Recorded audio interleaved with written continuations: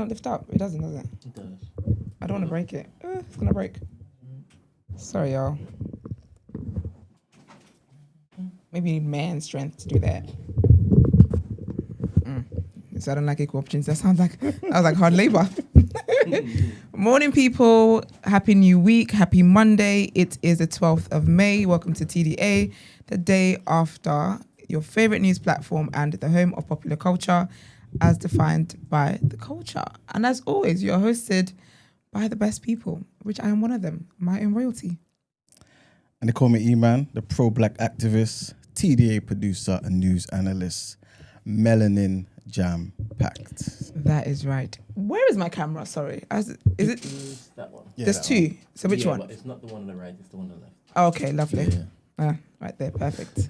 How are you? How are you guys doing? Good weekend? Busy. Very Of course, busy. I expect nothing less. So Stephen is on... Big up, Stephen. Big up, Stephen. That's Brent's twin, by the way. If you know, you know. He's on jury service for 2 weeks. What kind of luck is that when he's got things doing? Then he's going to... He's going on holiday. Yeah. And obviously, as you just said, it's, for the last 2 days, he's been from morning to absolute midnight. Working overtime. Because, he knows that. And the thing is, he wants to feel like he's... Absolutely. Yeah. And Because he doesn't want to come back. You imagine you come back, we're in there thinking, what the hell? You got to at least leave one like physical thing for him to do. Because like, oh my gosh, Stephen, we haven't been able to do this thing. Thank God you're back. I'll be honest, jury service at this time. Yeah. So is the enemy working? That's crazy work. That was never supposed to be an issue. Yeah, fair. That is fair. Actually, that is fair. Never mind. Emmanuel, sir, how are you? Yeah, man. I can't complain. Of course. Of course. Oh, it's my first weekend in the UK. How are you finding it? First of all, I'm back taking hay fever tablets. You know, I was driving this morning and I could see the pollen falling like leaves. It's a damn shame. Did I ever tell you guys when I did the allergy test and that was like the bump? You know, they prick you. Yes. And that was the biggest one. The doctor was like, ooh. I said, well, Yes. who's right? That's why I nearly died when that girl gave me that stupid facial. Yeah. Because it's the facial was done with plants and herbs. Really would have taken me to see the king. That's crazy. Crazy. Anyway. But I had a calm weekend actually. What did I do? I can't remember what I did. But no, I had a calm weekend. Quite busy. But I slept well last night, which I'm really happy about. Like sleep is good. I slept so well yesterday. I slept so well that I felt like I was sleeping on clouds. Like I genuinely felt like, you know, like in the cartoons when they're sleeping on, that's honestly what I felt like. I know when my alarm went off, obviously I could have done with more sleep. But because it was so nice, I felt like don't be greedy. Yeah. Like I had a pep in my step to wake up. So yes, here we are. How is one's humor formed? And when did... When that was funny. Oh, I was born with this.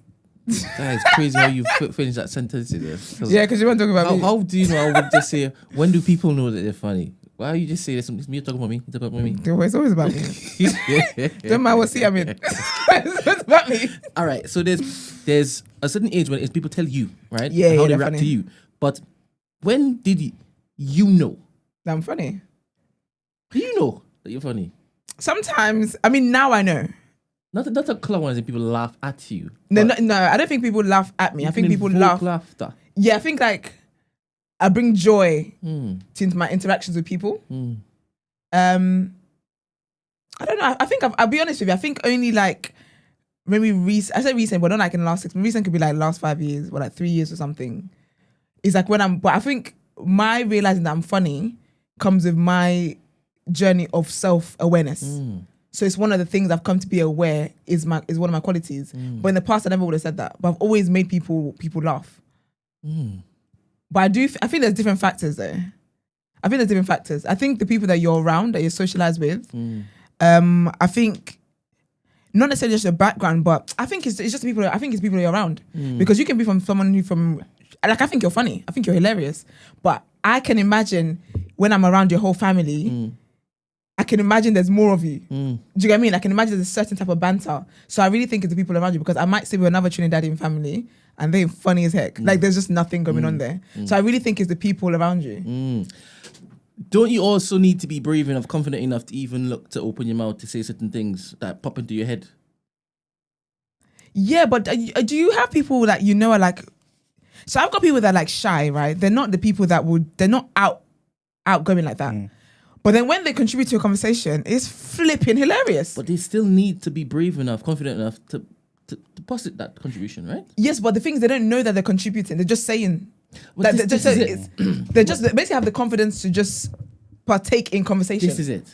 Yeah. Right? Because I also saw that same thing. It's not that you are outgoing in your life at party and whatnot. No, Yeah. they're big, quiet people. But once it is that you start talking to them, it's like, hey. Do you know what? Do you know what comes to mind? I don't know if you've seen like Shits and Gigs clips or anything like that. But Ellis, he's a white guy who does the editing and stuff like that, yeah. Ellis is like, he's like an awkward white guy. Just a like proper white guy, right? He's like proper British vibes, right? Like just awkward and yeah. But Ellis today, when I think about when I started watching the podcast, he was shy and reserved. But to him today, that guy's flipping hilarious. He's like, do you know who he reminds me of? He reminds me of Carl, is it Parkinson? Pilkington? Yeah. That singer, the comedian. Gervais's friend. Yeah. That's who he's like. He reminds me of Carl. Because you know with Carl's like an awkward white guy as well. And then when he just says stuff, it's funny. And then the more you see him interact, he's like more confident in his personality. That's what Ellis reminds me of. You think Ellis is a muk? He's not a muk. But that's who... Carl is. I don't think Carl's a muk. Pilkington fella. Pilkington, Yeah. that's it. Do you think he's a muk? Define muk, Brent. Please. Wait, which one are you talking about? You know the friend? The white guy, the tall white guy. Oh. Okay, that's not Carl. That's not That is Carl. Who are you talking about? You're talking about the guy with glasses. Yeah. That's not Carl. That's I don't know who that guy. What's that guy's name? I don't even know who you're talking about. The But tall guy. He used to be on like really, really tall. Yes. But he's British funny. Yeah. Carl is the dotish kind of Yes, guy. the muk. Oh. Yes. Okay. Yeah. Oh yeah, he's a muk. Oh, 100%. Oh, 100. Not this mug. My bad. Let me see. Ricky Gervais. Ricky Gervais thing. friend. How would I know who I'm talking about then? Oh, Oh, it's this guy. Steve. Is it Steve? that's the guy. Stephen Merchant. That's who I'm talking about. That's it, Merchant. This guy. Yes, yeah. Yeah, this is what I'm talking about. So this is who Okay. Ellis is like. British My funny. bad, Ellis. Yeah, this is who Ellis is like. This guy, because he's like an awkward. Because he was even on. You know, I love when people show up on my shows. He was on Big Bang Theory. Oh, yeah. Yeah, he was. Yeah, Yeah. he dated Amy. He's and like even then he's awkward, and he was in Modern Family as well. Yeah. Like he's just awkward, but then when they say stuff, it's flipping hilarious. Yeah, Carl is an a-hole actually. My bad. And I've always referred to Stephen as Carl. That's crazy. Serious. Like I've always done it. Never mind. But yeah, I like funny people like that. Let me pause for a second and get the audio back, because if this isn't fixed, then I'm not gonna be able to get anybody on Discord. Okay. Okay. Yeah. So give me 1 second, people. 1 second. I thought you meant the audio wasn't going out, so you were telling them. Nah, it is going out. Definitely, but okay. we're not hearing it in here. So when they jump on Discord.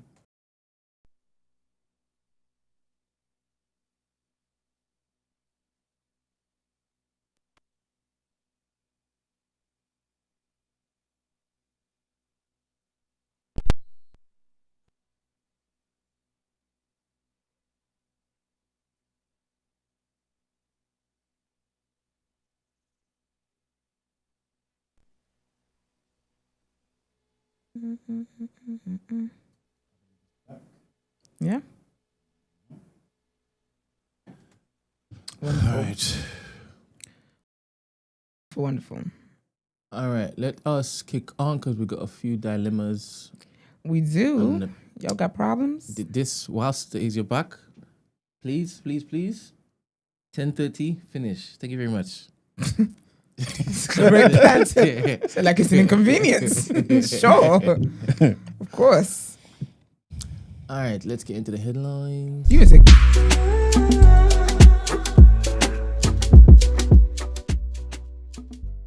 God damn, you all forgot. Good morning, everybody. Bye. Good morning. Hope everybody in the chat is blessed and highly favored. Let's do Amen. it. All right, people. So our first headline: Give me one moment. I'm just having a situation. What happened?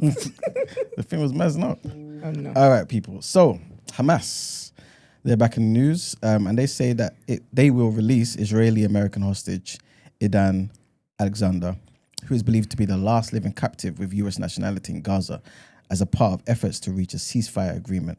Born in Tel Aviv but was raised in New Jersey, 21-year-old Alexander was serving in an elite infantry unit on the border with Gaza when he was captured by Hamas militants during the 7th of October attack. The decision comes ahead of President Donald Trump's visit to the Middle East on Tuesday. Hamas said it was also intended to facilitate a deal for the entry of humanitarian aid. Gaza has been under an Israeli blockade for 70 days. Earlier, a Hamas senior official was speaking to the BBC and said that the Palestinian armed group was holding direct negotiations with a US administration official in Qatar. And the Israeli Prime Minister's office said it had been informed by the US of Hamas's intention to release Alexander.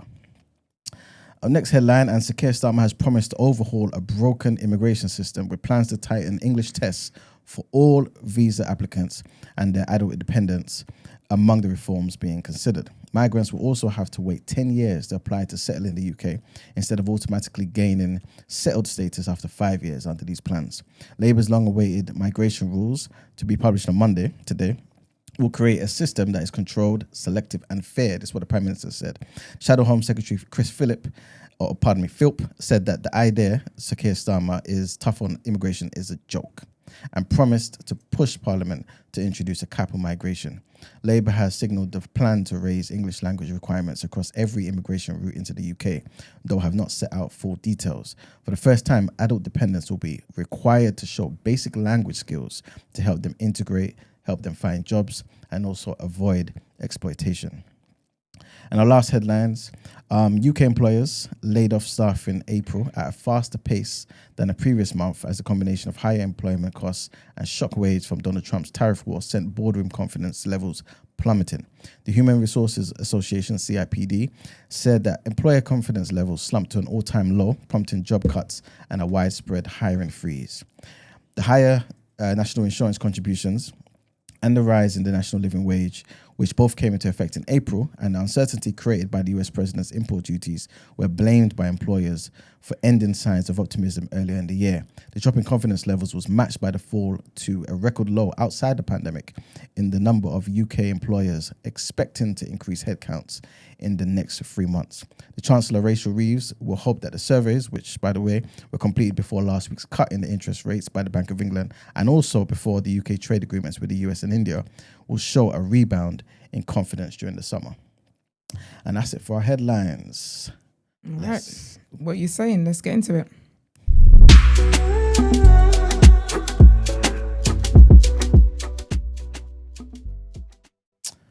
All right, people. So, sorry, firstly, people are upset with you guys. Why? They thought this was going to be a community service topic. I apologize. So, sometimes I think a nice thought, right? And you know what? My bad, yo. I should say say things, something. right? Mm-hmm. And then I tell myself, why did I say that? I can't do that. Of course. Right? Yeah. What I can do is one part of it, which is watching. Which is TDA that happens. But I think I also said that I'm coming Monday to talk about it. You did on Friday. You definitely yeah. did. Because you said you were going to watch it. You're going to make time to watch it this weekend. Mm-hmm. Yeah, I think I said that. Yeah. So there won't be any community service at all until maybe a few weeks. Yeah. Because I can't do it. I just can't do it. Yeah. But we're going to talk about it and spoil it now. So if you haven't seen it, please, and you want to see Didn't it come out like nearly a month ago now? If you haven't seen it, you don't plan to see it. That's the reality. Sometimes we need to just call a spade and just stop acting as if that was like me. I was like, I'm gonna go and see Barbie. Do you know when I watch Barbie on Virgin Atlantic in the air, in the sky? Oh my gosh, sorry, but I tried to watch Wicked. I'm not really musical. I'm not really like into things where they just break out into songs every second. It's flipping annoying. So annoying. And love Cynthia every row. Yeah. Every row. But she's got a very amazing voice. And so does Ariana Grande. Yeah. But projected, Just turn that shit off. Like, honestly, I tried to watch it and then I fell asleep. Obviously, I was tired. So imagine how I feel waking up to them, both of them just hitting notes in my ear. So what the hell? I was so angry. I was so angry. Like, watching this shit turned off. I might not watch it again because I've got this grudge, but it looks really good though. And I like the topic at hand. Actually, I might just watch it randomly again. I like the topic at hand. Yeah. Outsider, trying to do the and obviously I'm always gonna think the race element because why is the green character black? Why was the green character black? We couldn't have a black princess and the ugly character be the white one. Exactly. So I was interested to see how it was all gonna play out, but because of the shots in my ear, I was irritated. I might watch it again. But anyway, sidebar. But what's her name? Cynthia. No, the Ariana Grande. Yes, she's lost hella weight though, right? Yeah. So I don't really want to talk about people's weight and stuff. Okay, sorry. No, I'm not saying that, but I do think it's a bit worrying. I mean, it's not. I don't think it's one of the things where people should shame, but I do think. I hope. Yeah, everything's cool. But I hope everything's cool. But then she and Cynthia are very weird. Throughout the press tour and stuff, like they act as if they were like in a cult. And I don't know if you've ever seen any clips of them. Like they're very like. It's like they're both each other's. You know, when therapists tell people to have like pet animals. You know, like when people have soft things that they can just. It's like they're like that to each other. It's quite weird. Well, comfort animal. Yeah, it's like they're each other's comfort. But I don't know if it maybe filming that was just very difficult and whatever the case was. But I can't keep up with what Ariana Grande is doing. I love Ariana Grande for the sake that people think J-Lo is the one who keeps rings. No. Ariana Grande, one thing about sis, she's going to divorce a man and marry another one. Wow. I think it's like a third marriage, something crazy like that. Serious? She's only a young girl. Wow. But anyway, women in men's fields. I love it. All right, people. So, Cinderella. Sorry, not Cinderella. Spoiler alert. That's crazy that you would say that. That's diabolical. Forgive me, guys. Forgive you guys. Forgive you, Lord. Yes, that too. Imagine. You know, it's damn right, Cinderella. All right, we're obviously gonna get into it. Yeah. Yeah, definitely. There was something I struggled with. Yeah. It's not something that I watched. It's more so. I came out thinking I don't understand. Oh my gosh! But I'm gonna get into that part that I don't understand. Oh, nom nom nom nom nom nom. No, but I'm talking Oh, about. you understood the tasty bit? No, I didn't. I'm talking about like the narrative that was What out was on going social on? media. Oh, Yeah, I didn't after. understand either. Exactly. narrative We're gonna social get into media? it. Yeah. I better even do I. And you know, I'm saved and sanctified. Yeah. I didn't. I think it's just people who've never been to church, they don't know God. I don't know. I better say, because I didn't see the people that preached to me People on a Sunday. outside the church. Because I was like, from first the of all, Don't know what's going on inside. how you gonna hit my side of the club? You're not even in here. You would go here. When I said the people that I saw saying this is demonic, I said you. You. Oh man, it was so boring to invite. Anyway,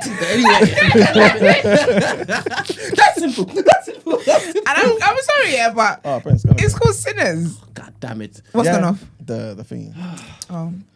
Here's all about. I know you're like No, a it's bit everybody, of it's transparency, yeah. So basically, each time, Can they hear you there? yeah, they can hear this Okay. bit, right?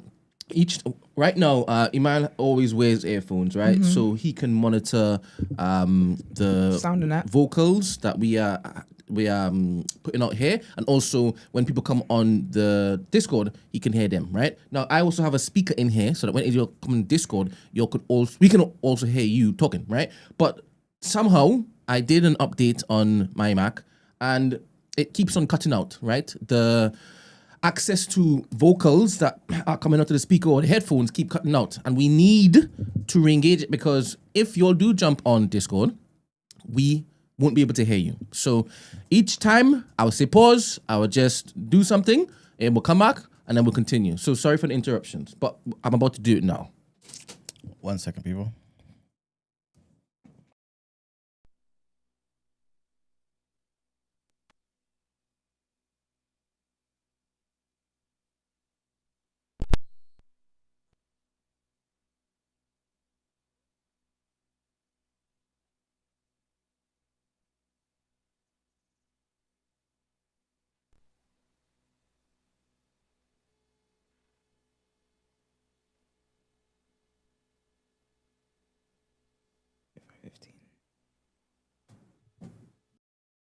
back. All right, we're back. Wonderful. Sorry, Manuel. Yes. What was I saying? So we're saying you didn't understand the narrative, and I said it's called Sinners. Yeah, but do you know what it was? It was, I guess, I just kept hearing things about, obviously, everybody just kept hearing things about Sinners prior to watching it. Mm-hmm. And one of the biggest things I kept hearing was, this is an attack on Christianity. I kept hearing How that. there? Thank you very much. So I thought I missed something. I don't know what's going on, but I don't know. I was just struggling to find this attack on Christianity.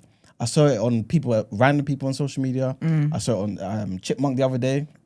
I believe even Zizi Mills, she wasn't saying it was an attack on Christianity, but she was basically saying those people who think it's an attack, the colonization did the number on us, etc., etc., etc. You want to shut up about colonization and Christianity, man. It's a good conversation. I just didn't get where this attack on Christianity. Even your friend said it's demonic. Lynn May. There you go. You know what I'm Which saying? is interesting coming from her.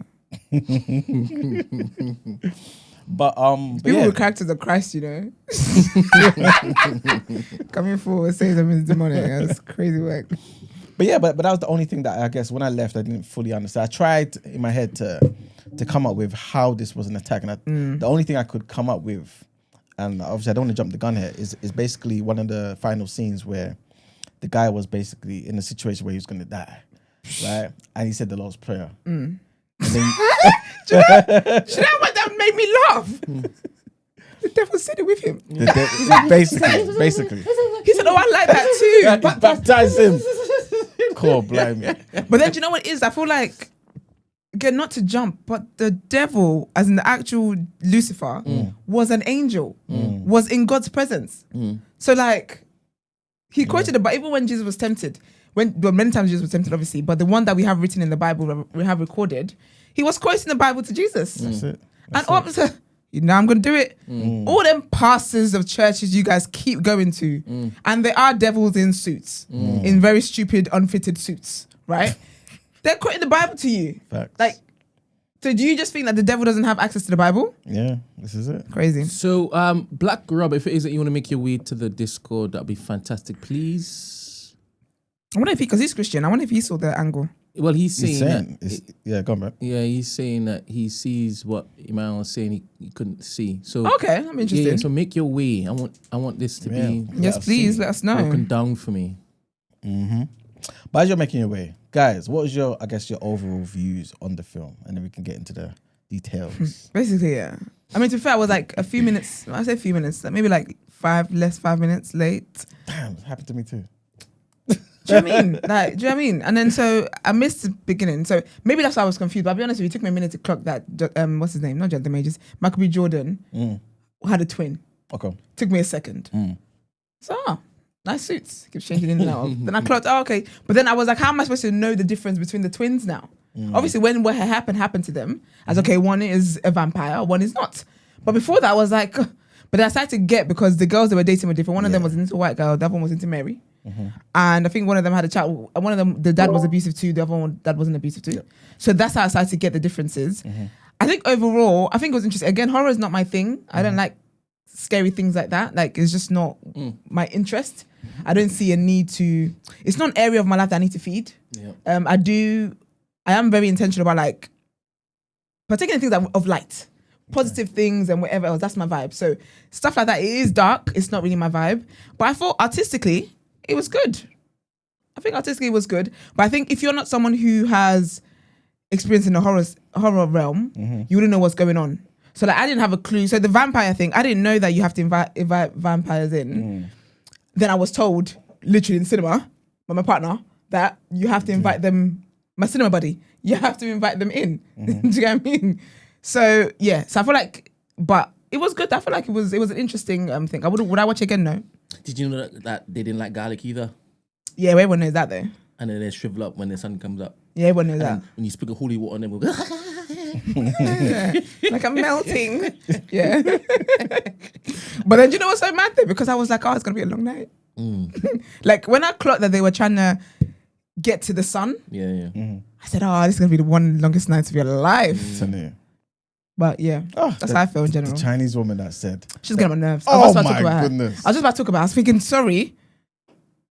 What did she Do you say know was she's the annoying? one? Huh? Well, the fact that I even saw them in the first place, I was like, of course you would be here. Do you know what though? Innit? 'Cause I Nice did. shop Innit? on both sides of the street, Yep. taking advantage of both. To be fair, whenever I think of like slavery era and like films and stuff, I never thought the Chinese were present. Opportunity. I'm not involved, but I never thought they were present. So it was interesting, like considering the time it was set. Yeah. I thought, oh, here we go, another slavery. Like, oh, here we go. But then I was like, oh, interesting. But she was getting my damn. I was like, girl, like everybody's got a man. Yours is a vamp. Like that's not your man anymore. Like how are you not understanding that? I was like, I feel it to the wolves then. So desperate, go. Good morning, Black Rob. Is the thing happening where we can't hear them? I don't think so. Sorry, I put myself on mute. I didn't realize. Okay. Morning, guys. Good morning. How are you? Morning, all. Welcome back, Esther.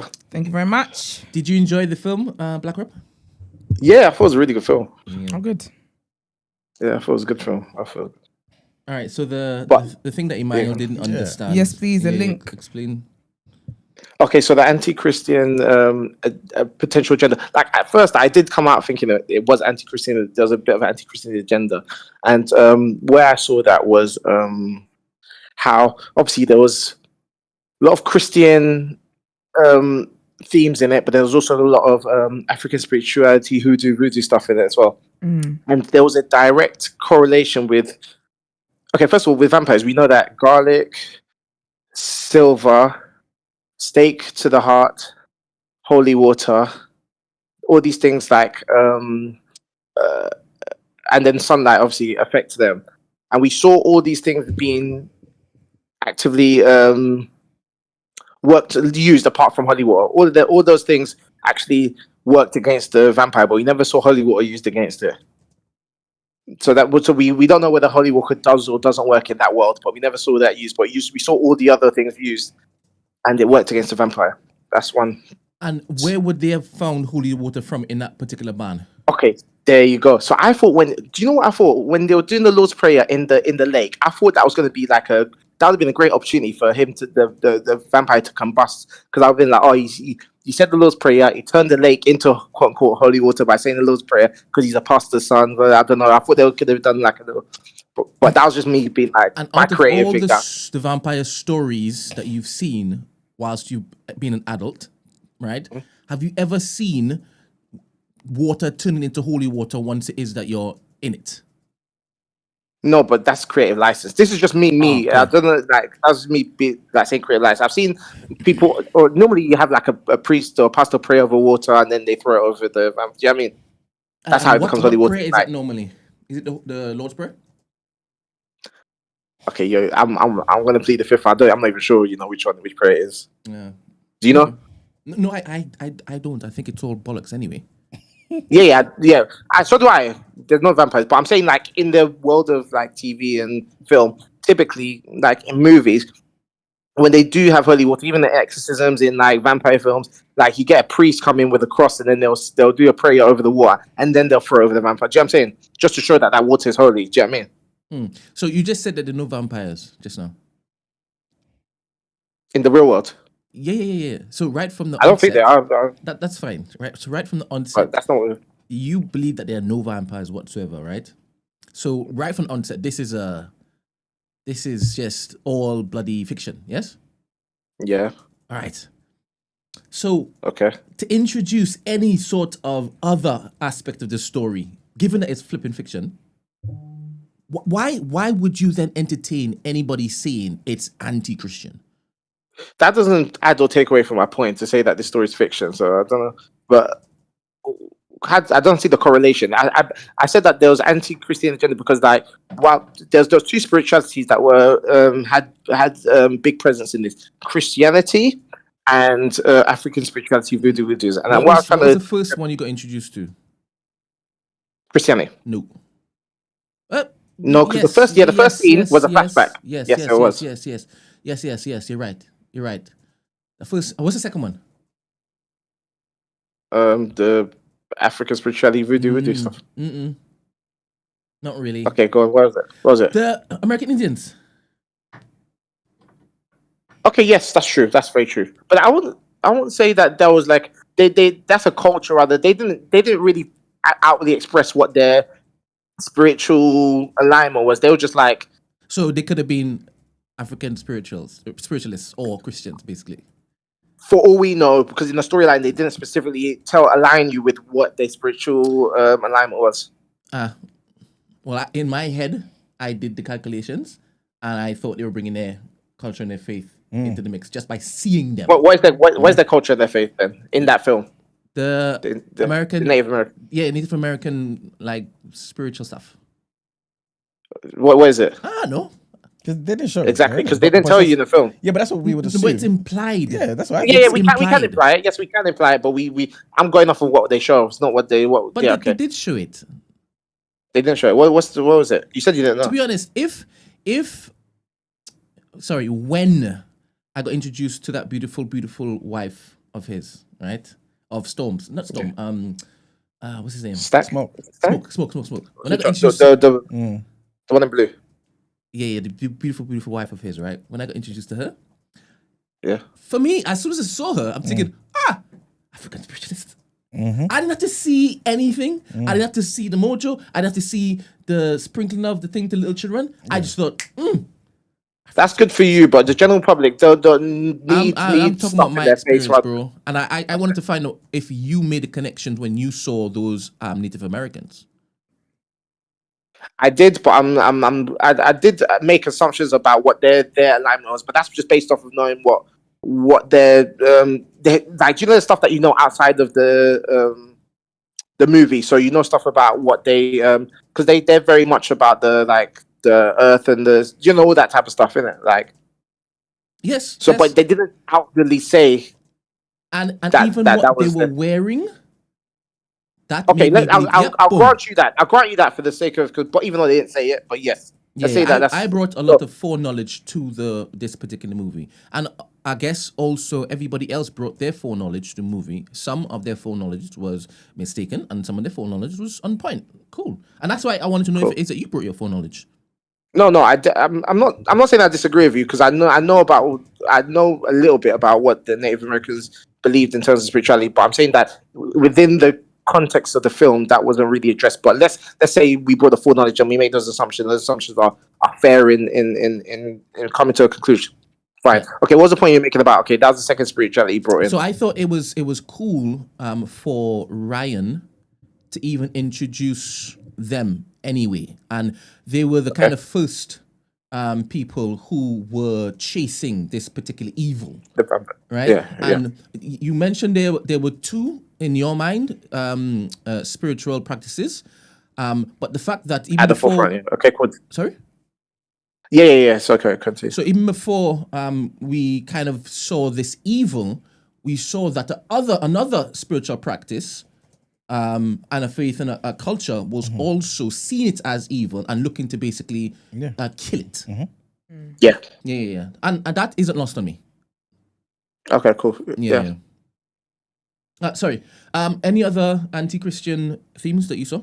Okay, so the first one was that all of the things that all of the relics and things that we know can combat vampirism worked, minus the one that's attached to Christianity. Not that we don't know if it works, but it was never shown to be used in the film. Do you know why I saw that though? Do you know why I thought that though? Because the guy is not. He himself doesn't actually have faith and is not interested in Christianity. Because didn't he go back to the church and then they were like, okay, put down the guitar then? And he was like, no. And he basically left. He walked away from the faith. So it's like, you can't. So, do you get me? So it's like, because the way I saw it, so the way I saw it was, if you're someone who is a true Christian, not just a Christian by vibes or a Christian because it's how you're raised into a family of Christians or whatever, like you genuinely have faith in God, then it would be able to keep you from evil. But if you don't, and then in the moment of stress, you think you can just quickly say Psalm 23 and that might help you or whatever the case is. But when you think about it, in that moment, we would have, okay, he's trying to fight this evil with Jesus, right? But then when it came to choosing Jesus or the world, he chose the world. So he wasn't a Christian. He was only leaning on what he's seen other people do, what he's seen happen in the church environment. I'm not saying that God can't come through for people like that in real life. Yeah. Absolutely can. However, in That this was- movie, it was interesting that he then went back to the church, and when he had to then give up, considering the traumatic thing he just went through, he's like, nah, I could do another, vampire attack. Do you know? Yeah. I guess for me, I didn't see that as anti-Christian. I just saw that as a human being who was raised in the church, who knew that he could find refuge in the church, but then when asked to make a decision, make it clear, stay here and do the things of Christ, Oh God, yeah. or do the things in the world, he struggled. And that's humanity. That's a Exactly. love. That's Exactly. that's true. the average human being. Exactly. the prodigal So that's son. why I didn't see it as an anti-Christian Basically, thing. Just yeah. a reality of all of us. Yeah. And obviously, we saw the tussle between his father and what he wanted for his life, which was to remain under his governance, under his roof. Even though his father did allow him the guitar, right? But he saw that he was extremely gifted, but he wanted to. The father wanted him to use those particular gifts for God, yeah. God, right? Yeah. And he decided that he was going to. No, I need to find out. I need to find for myself what it is you're saying is so dangerous, right? I can't just trust you on this. I need to go out myself to find out. On that particular night, he was awakened in a manner in which it is I don't think may have happened under his father's roof. Yeah. Right? Sure. And he was introduced to other aspects of music and influence and spirituality that I don't think he would have experienced whilst under his father's roof. So upon now having his eyes opened, right, he was like, okay, I can't quote unquote, close my eyes anymore. I need to now live through this. Yeah. Because I've been given this particular gift. I now can see that even the quote unquote devil has found this gift. Apparently, it's a key to do this, that, and the next. But yeah, I can't now drop this. I have to now live this. Even when he was told by Smoke, that guitar wasn't this famous guy's guitar. Bro. It's my daddy's. I found that also powerful. The fact that he didn't let go of that, right? Yeah. And then funnily enough, I don't know, the same way the prayers of the beautiful wife kept Smoke safe. Alive, yeah. One could say the prayers of his father kept him yeah. safe. Exactly. Do you understand? Exactly. And I So that chose to puts bring them on my level with foreknowledge each other, into this doesn't to it? kind of view this, you know? Absolutely. Sorry, Black Rebel, was that? The fact that you're saying the prayers or the African spirituality prayers and the Christian prayers keep them both alive, that means they're just as powerful as each other, right? No. I'm aware that there is power in the spiritual realm, and I'm aware there's- that in the world of principalities, you have different levels of spiritual power, right? So where one can keep somebody safe, because you've been hearing people turning into all sorts of cats and dogs to escape ops, right? You've been hearing bullets just for people. That exists. It works at the end of the day. It That still works. That exists. doesn't. Yeah. So that's to answer your question, young man. It doesn't mean it's equivalent. Yeah, but even if it was equivalent, how is that anti-Christian? I don't know. I think that would be blasphemy for me if you say that is. That's what I'm saying. Now, That would definitely that's be what blasphemy. I'm trying to say. I'm trying to draw that out if that's what they were saying. When you say equivalent, as in the equal power, as in Just one or has are you helped you, talking one about the protection? I'm just talking about the fact that someone can practice African spirituality and it can keep them safe and protect them. Correct. So And there's nothing wrong We with know it. what email thinks, so that's Black Rob. Basically, he's saying that you're putting God, right, on the same level as whichever Deity.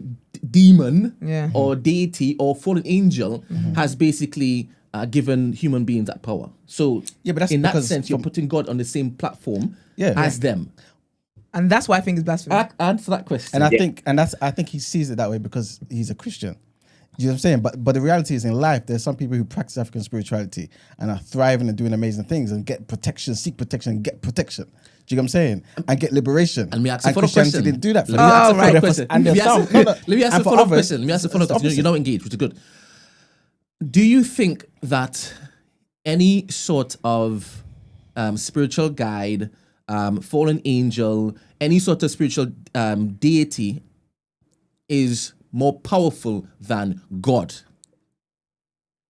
The God That's for Iman, right? that God that you believe is, I believe right there's on only. top. I believe there's only one God, Precisely. one supreme So being. do you believe that any of the other Yeah. spiritual beings that can bestow human beings power is as strong as God or as powerful as No, God? but God would have made them. So no. All right. So that answers your question. And that's why she is saying it'll be seen as blasphemy, because if it is that you put them on the same level, right, without then saying, I'm just focused on the protection aspect of it, right, then it's blasphemy. I But can see, understand why that. can't you see? Also, Obviously, you won't see it from this angle, but you have to understand that other people may see it from the angle of that African spirituality is connecting them to the supreme being. Yeah. So God is helping them via the route He gave them, as well as He's helping other people. Listen, Via the Jesus, route God they said gave the them. only way is Jesus. No, but before there was Jesus, Yeah. in Africa, African spirituality was a real thing, and we were don't want to using get it and sidetracked protecting because it. we're gonna end No, up. Yeah, but we- I'm not trying to sidetrack anyone, but I'm trying to say this is the reality. So if he put this in the film, I don't think it's blasphemous or anti-Christian. All right. I think the film is promoting syncretism. Do you know Black syncretism Rob. Sorry, is? Black Rob. I spoke about it last week. The only Okay. way said that okay. the only way that I cannot agree with what you're saying is because remember it developed past just what you initially said. The question was then put: do you think that this particular entity, who you say could be drawing from God, is as powerful as God? The very simple way to basically put that question to you and to hear an answer. That's all I'm interested in.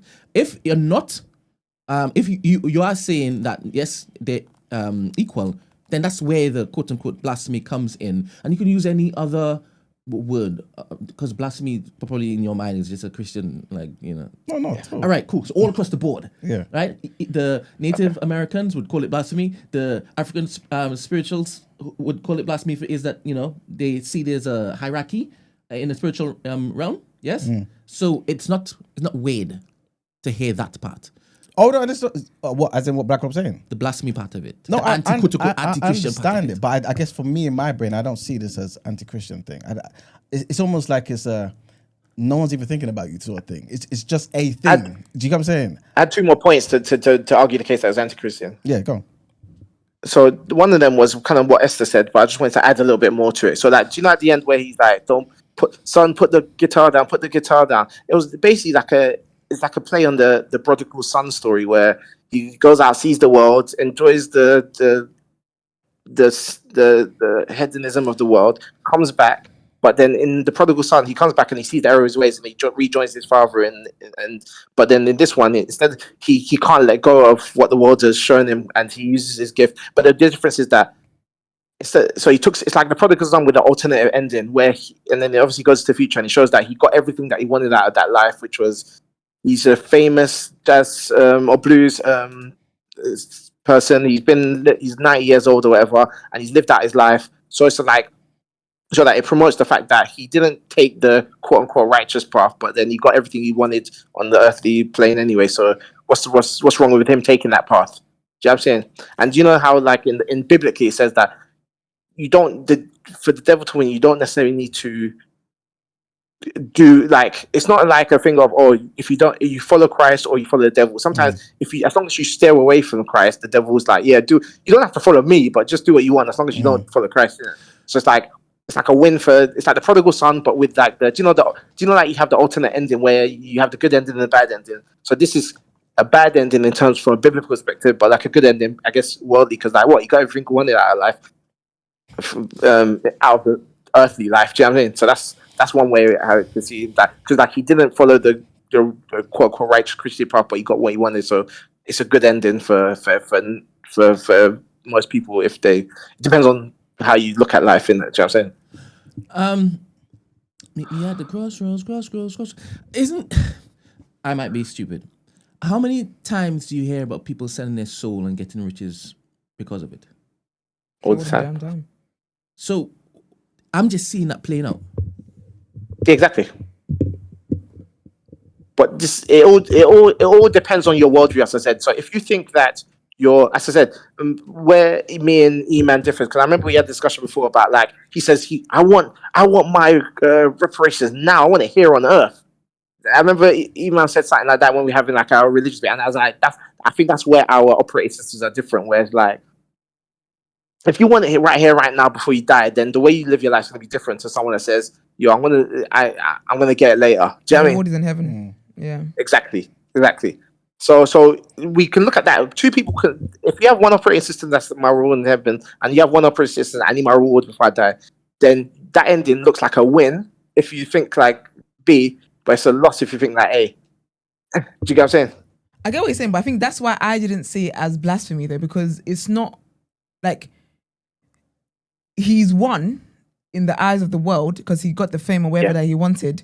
But as a Christian, I know that if he chose the God way, if that wasn't God's will for you, you're not going to be famous. Do you know what I mean? Like, you will use your talent to glorify him. So I didn't see that as blasphemy, because I saw it as he chose the world over God. Do you get what I mean? So I don't think that in itself, for me personally anyway, I don't see that as blasphemy. We have too many examples in the Bible of kings being supremely wealthy. Absolutely, but not every king. Yeah, like Solomon, like Abraham was wealthy, like Jacob was wealthy. They were all wealthy, but I'm not saying wealth is opposed to God. That's why I said, if he chose God, if it was God's will for him to be famous, then he would have been. But if it's not God's will for him to be famous, he's not going to be famous. No, but it's I'm talking to Black Rob here. Okay. Again, I'm not seeing this as anti-Christian.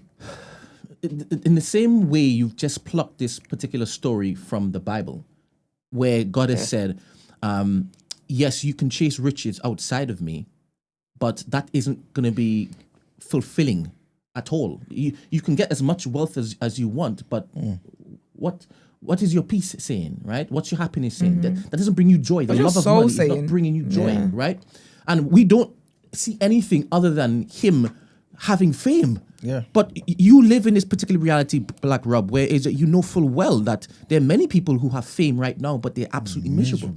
They're soulless. So that's... But it didn't hit that home. He was just having a drink at the bar at the end. It didn't really propose whether he was like happy or sad. It just said, actually...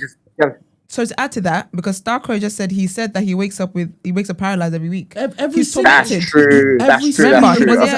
So he does wake up. He might not wake up sad, but he's tormented. Yeah. He's haunted by it every week. I have to see that point. At the bar. There you go. I'll give you that one. I'll give you that one. God forbid a boy just wants to get a little drink.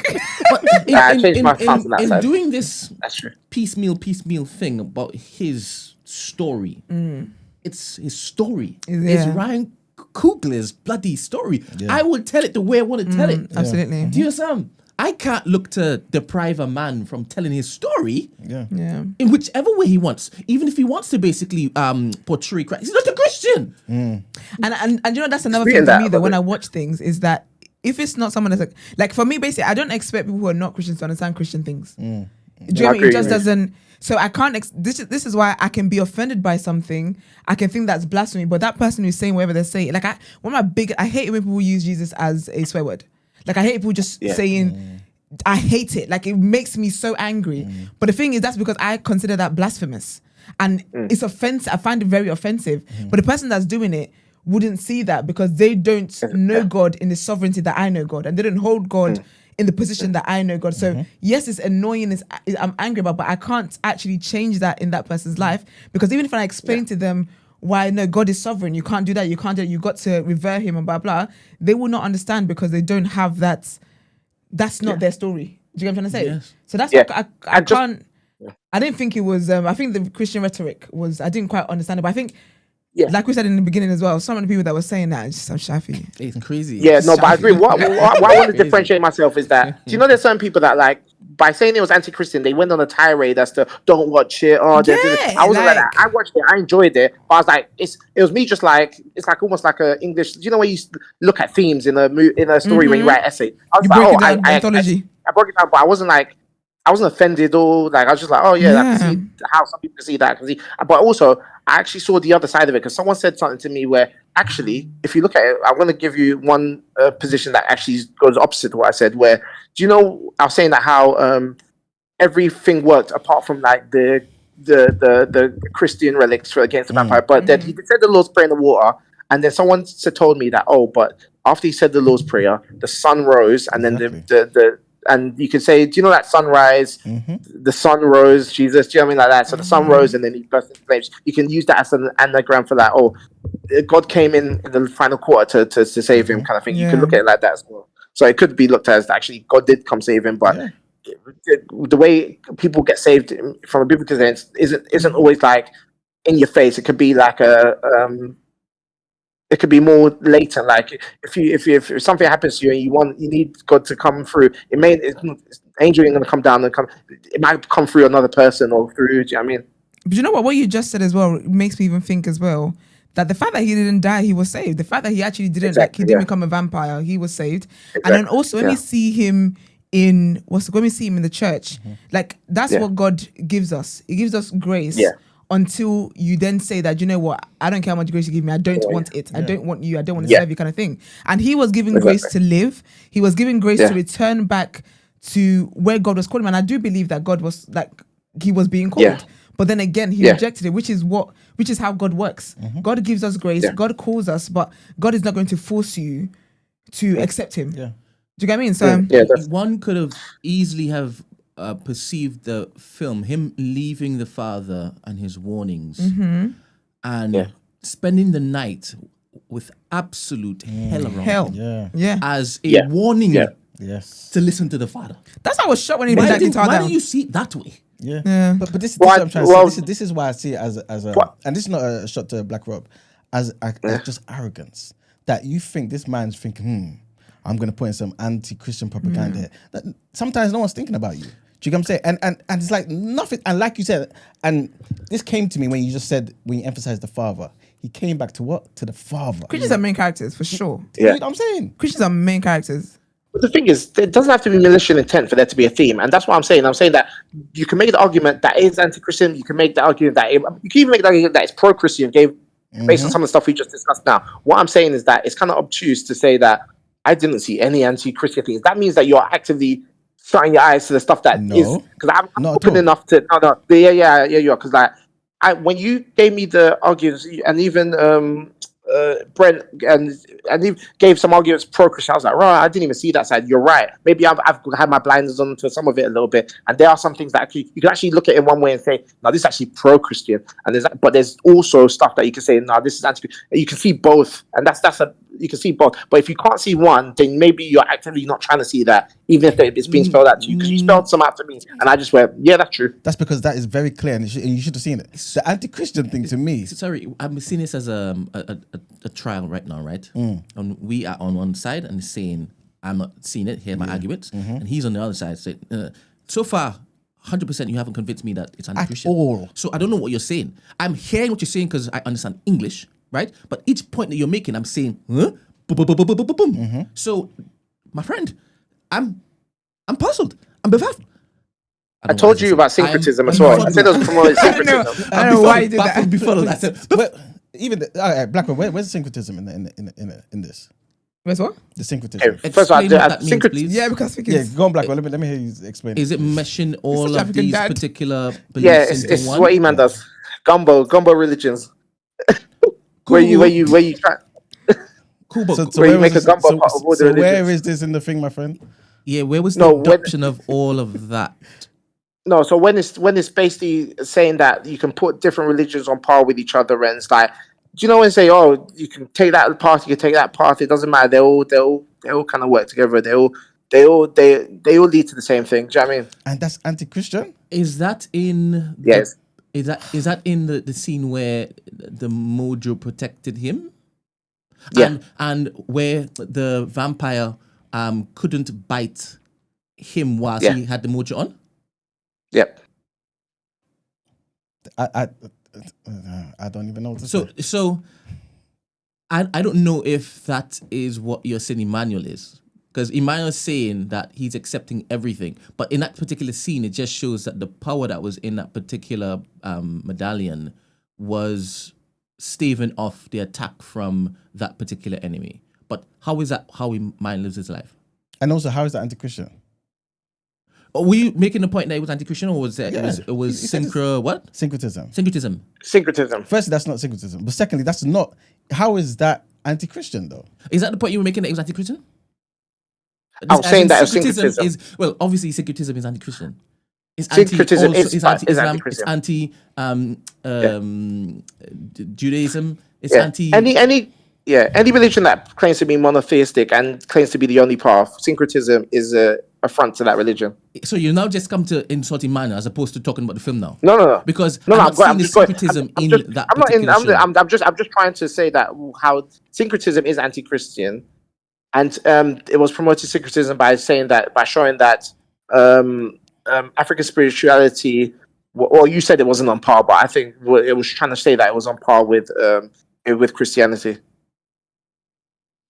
Because there was any holy water there.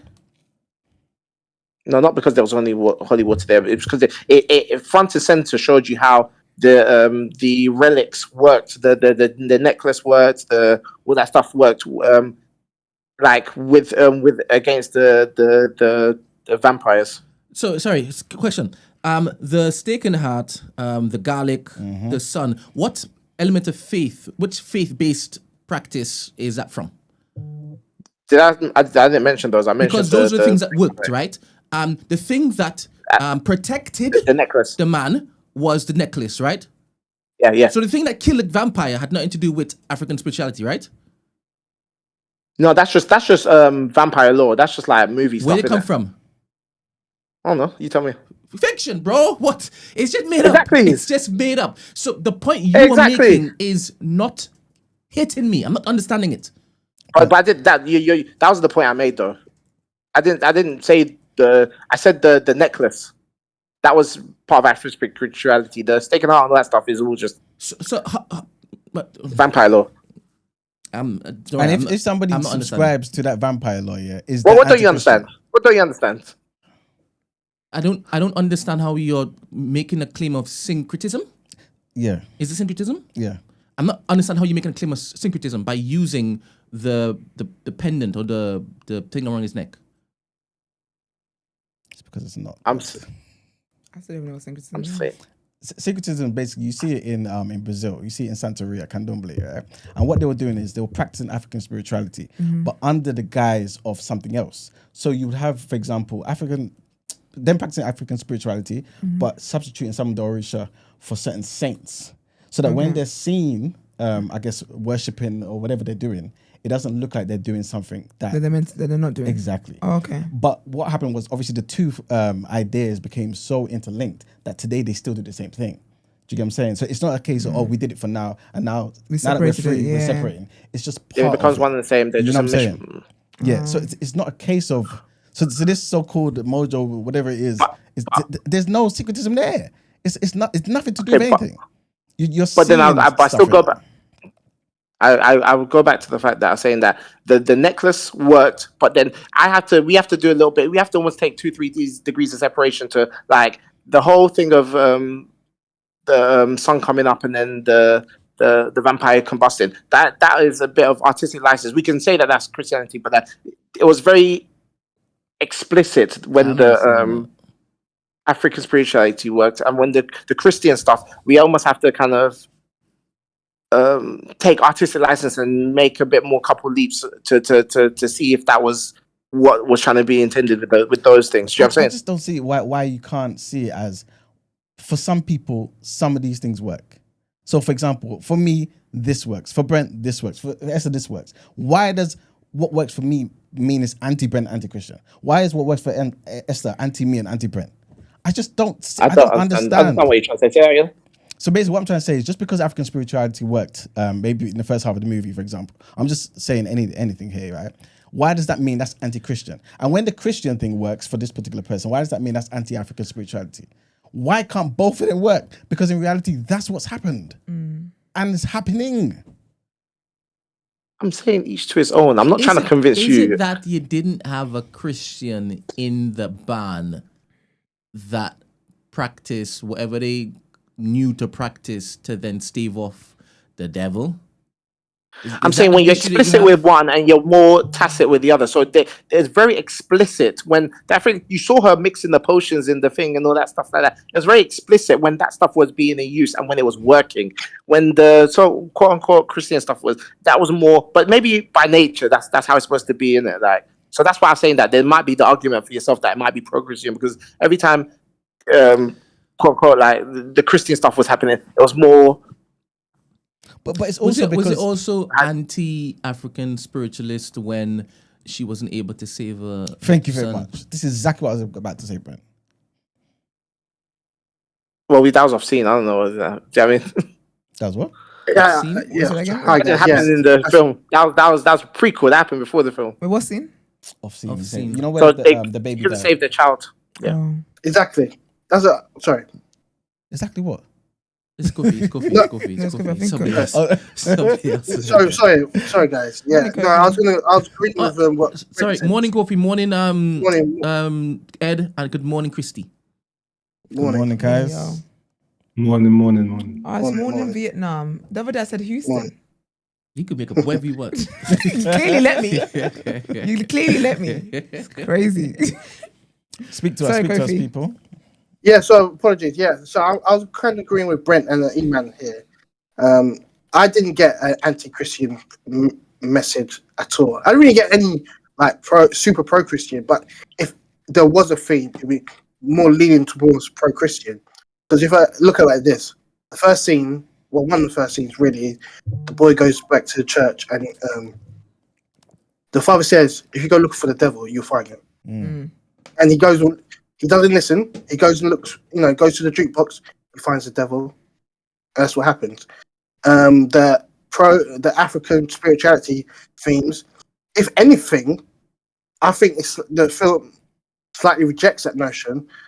I get E-Man's point, but I feel when with the necklace and everything, and it helps protection. And then, as Brent said, but it didn't protect their daughter. So if it's really a film promoting African spirituality, you see it protects their daughter, but it doesn't.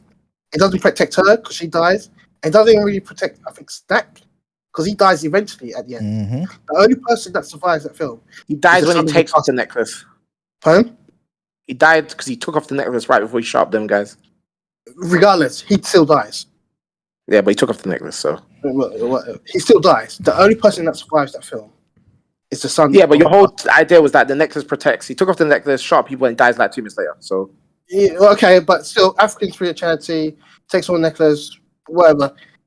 The only person that survives that film is the son of a pastor.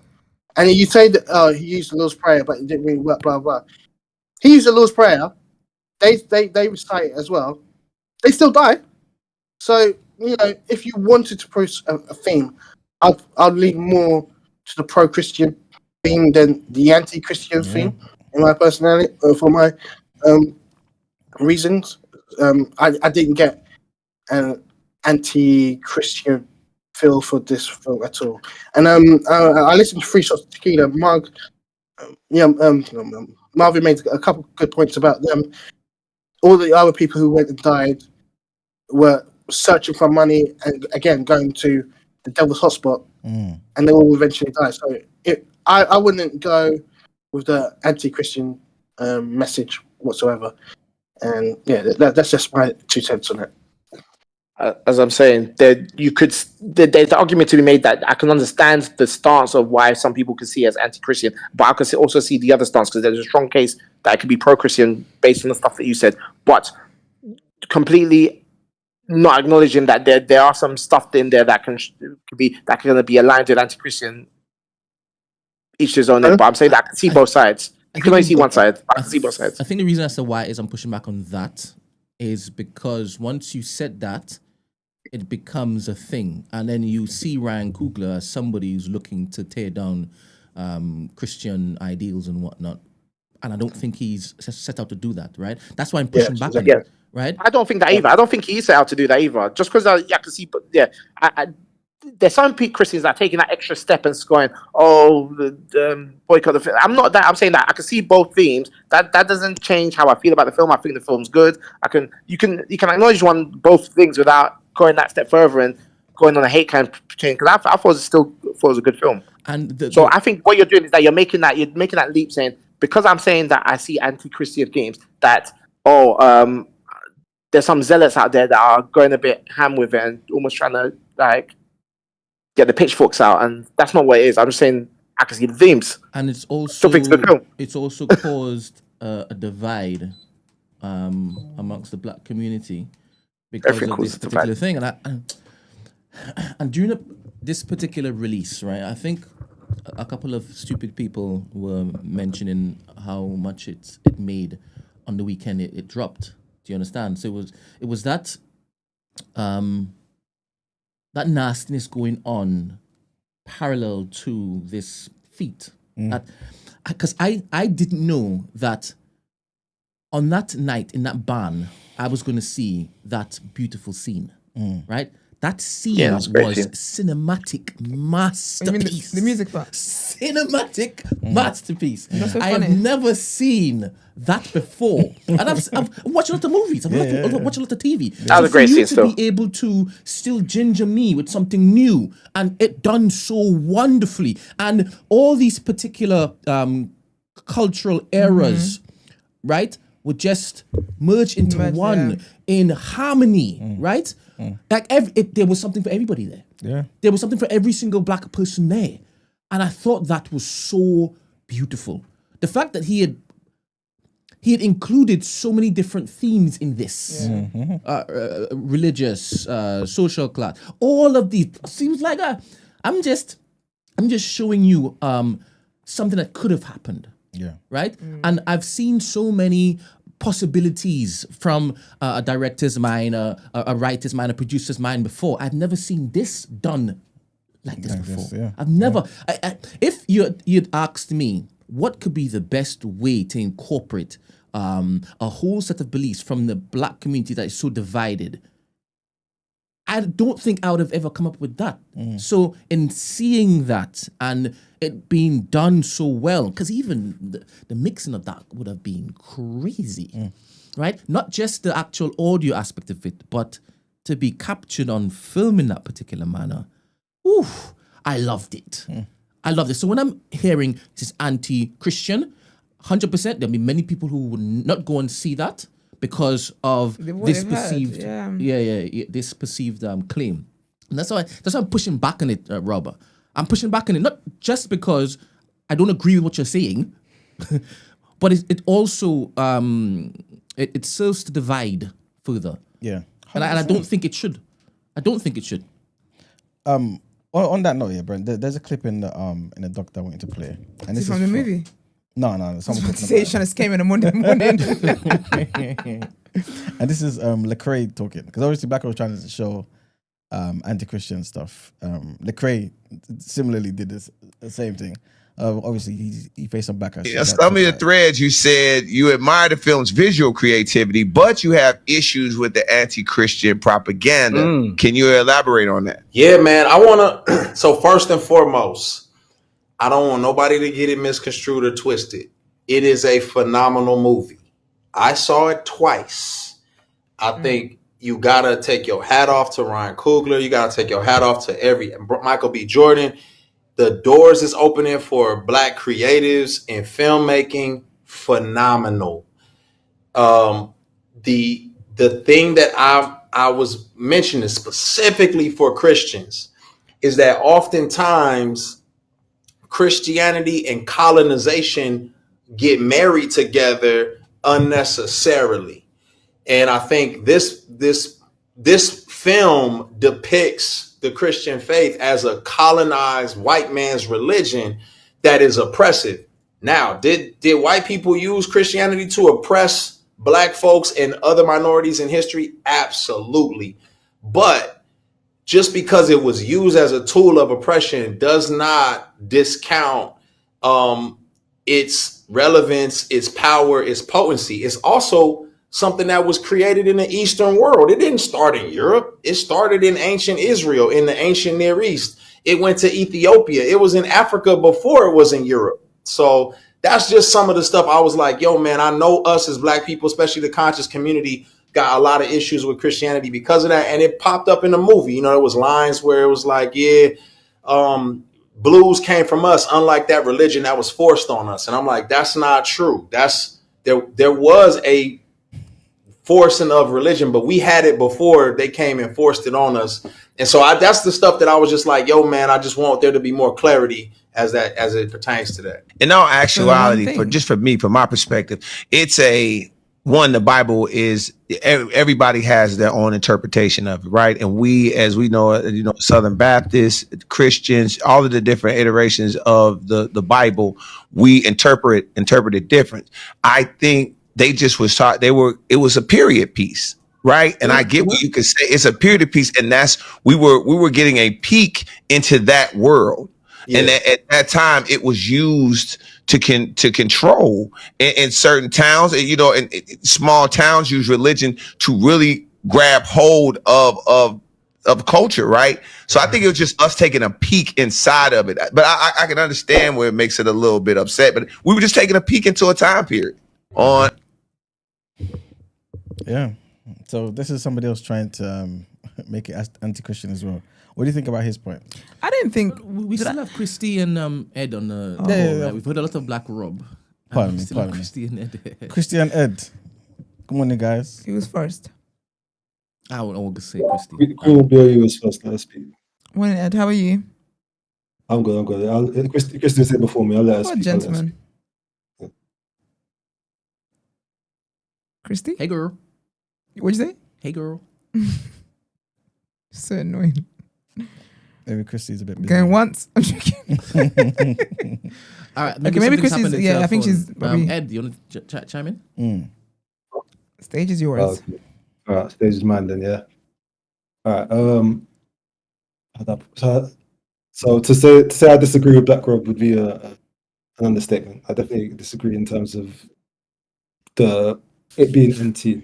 I do think, for me, in terms of Sammy, if we're going to specifically focus on Sammy, because he's kind of the representation of sort of everybody in my eyes. I look at Sammy like he doesn't officially reject God. Like, that's something that I think I feel like it's a little bit misconstrued, where people are sort of saying that, oh, he rejected God. No, I feel like he rejected that specific fundamentalism, traditional way that he was raised by his father in terms of the church. Like, that's the specific thing he rejects.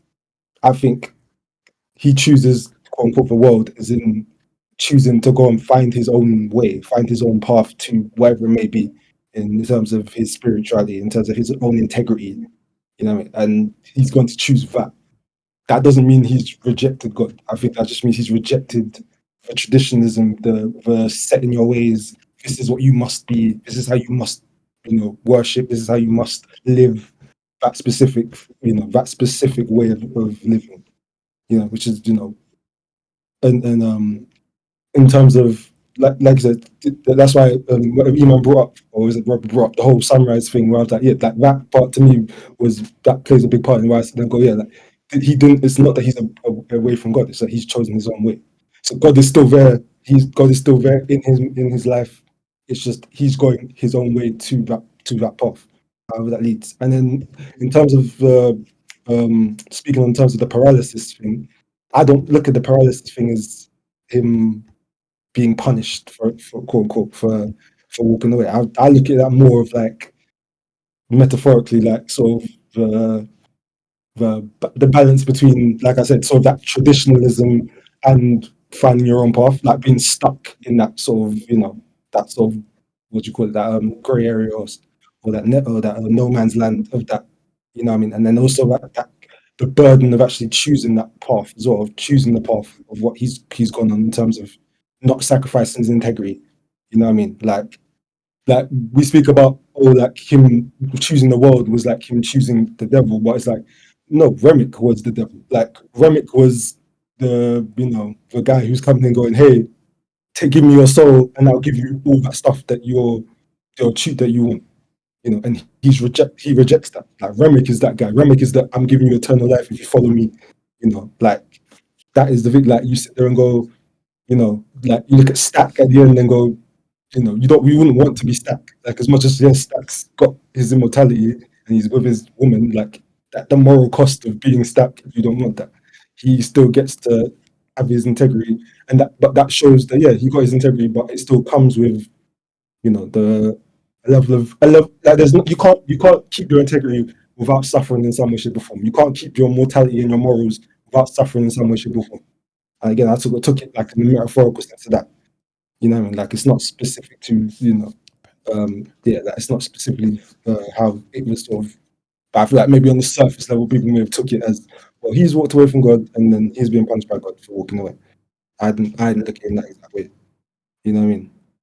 Well, And, sorry, go on. but, no, it's fine. I was just going to say, in the chat, Black Rob said he chose his own way. That's exactly what is going against God. Okay. As in, that's what God he chose his own way too. So he didn't say as he chose his own way, as in he chose his own way too. As in his own way to his enlightenment, his own way to his salvation. Like, that's like, yes, I know Rob believes there's only one way and he has to be that way. I'm sure many of the people in the chat believe there's only one way and it has to be that way. There is no alternatives and stuff. And that's fine. And that's how you choose to believe, and that's fine. And each to your own. But in this film, I think it just is showing the value in finding your own path to God, finding your own path to your spirituality. Also, obviously, then also not rejecting, your own culture, like in terms of, like the whole thing of, like, specifically, I feel like they specifically pushed hoodoo in the way they pushed it, and all that sort of African spirituality, the way they pushed it, to very specifically try and be like, hey, don't look at it the way like you brought many times, man. Like, don't look at it in the way of like, oh, this is all just demonic. Like, the white man came and told you this is all demonic, and you all went, oh yeah, this is all demonic because they told us this is all demonic. It's like, no, like this isn't. Not every. I'm not saying this. Not square, but we won't sit there and pretend no one uses black magic or juju or whatever you want to call it for their own evil gains. But you know what I mean. But in terms of, for the most part, stuff wasn't a tool that was, used in a negative way. Like, this has always been part of us culturally, and in real life, even you can even find where it blends where the lines are blurred between like stuff like the African spirituality and Christianity as well, in terms of their practices and stuff. So yeah, so I sit there and go, huh? No, go on. Sorry. Yeah, no, so I was just saying, there's some level of at points, not in every single way, but definitely some blurring of the lines between parts of African spirituality and parts of Christianity as well. I think we both looked up at the same time, Brent. But I don't know if what I want to say is when people say that the colonizers came and told people that something is demonic, and so now it's demonic. So people see light in these things, or what do you mean? The things that are labeled as demonic. Yeah.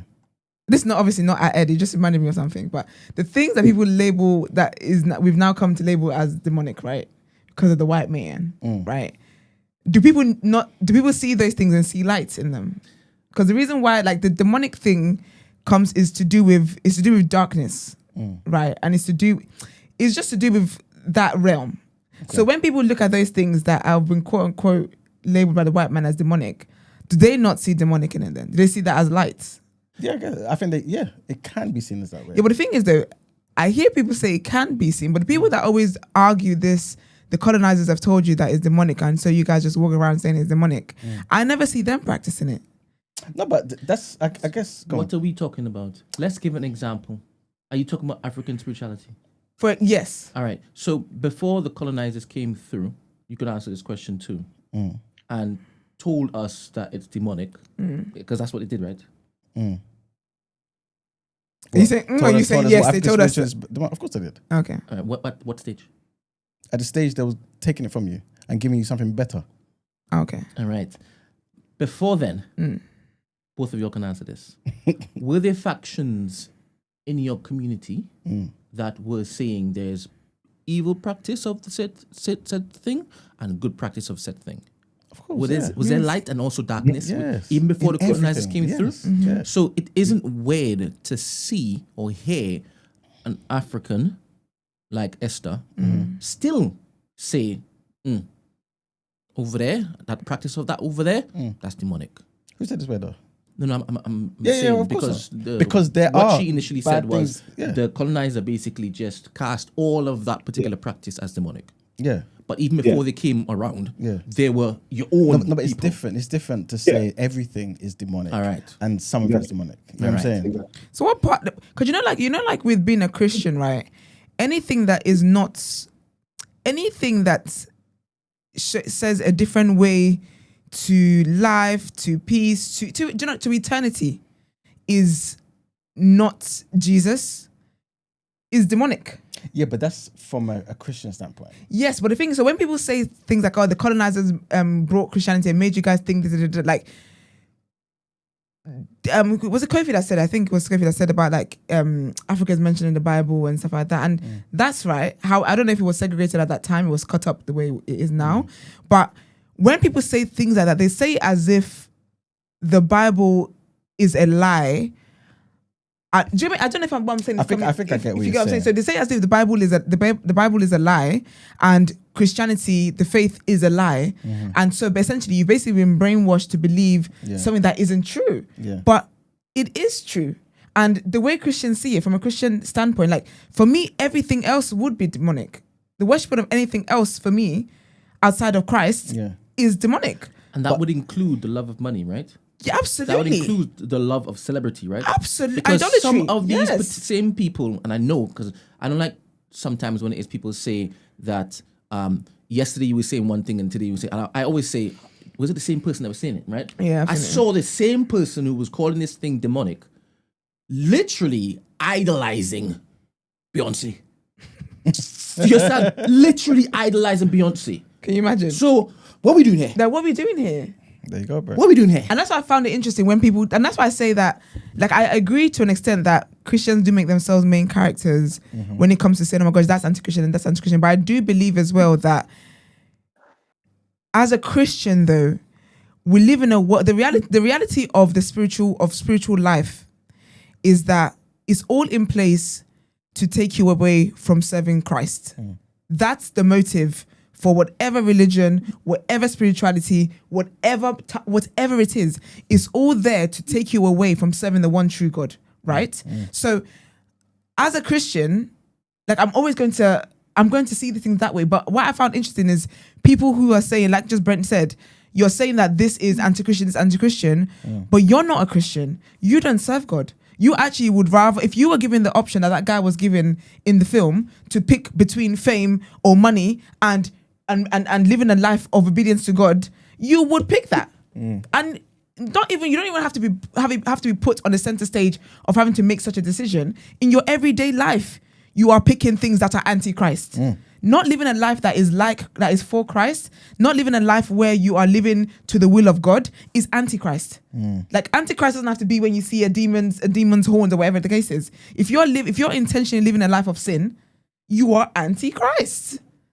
So that's why that I just didn't understand. Like I get that, okay, yeah, Christians won't say that, but I also think that the way the world, I see why Christians think that things are anti-Christ, because that is true. If anything is promoting anything that's promoting, and obviously we see it the most with media, anything that's promoting a life that is not in line with the kind of life that God wants you to live is anti-Christ. Wherever that is, whether that's in music videos, even this mindset of work, you rest, you die, that is anti-Christ. That's not the life God wants you to live. Anything that promotes something that a life that God doesn't want you to live, and that's in so many different ways, is anti-Christ. So I get why Christians will see that as that, but I think I haven't seen, just respectfully, not in a judgmental kind of way, I've actually seen Christians that I know to be spiritually mature, not label it as anti-Christ. Because if anything, for me, watching it, again, as someone who reads the Bible and does all these things, I'm aware of what the spiritual world is, and it's way more than my human brain can ever fathom. And I'll be honest with you, I don't want to know the realities of what goes on there, because it's more than the human brain. It's more than we can handle, right? But if anything, I watched that, and the lesson I took from that was how important it is to actually choose God over that. Because okay, the guy chose the fame, the guy ended up being famous or whatever the case was, but he lives in torment. And so what is that? Like what does it gain a man to gain the world and lose his soul? Yeah. That's the lesson I got from that. it made me think, oh, I'm gonna draw closer to Jesus. Like, thank God I have Jesus. Do you get what I mean? So I don't know, man. Black Rob. Can you hear me? Yeah, we can hear you. Black Rob, can you speak? No, but go on, Christy. Christy sounded different for a second. Morning, Christy. How are you? Morning. I seriously still don't. After all of this, I still don't get the anti-Christian rhetoric that was going on, especially on social media and stuff like that. Because to me, like the clip that was played, where the guy was basically saying it was like a period piece, like a peek into that time. Yeah. So when I was watching it, I just viewed it like that was what was happening in those times. Yeah.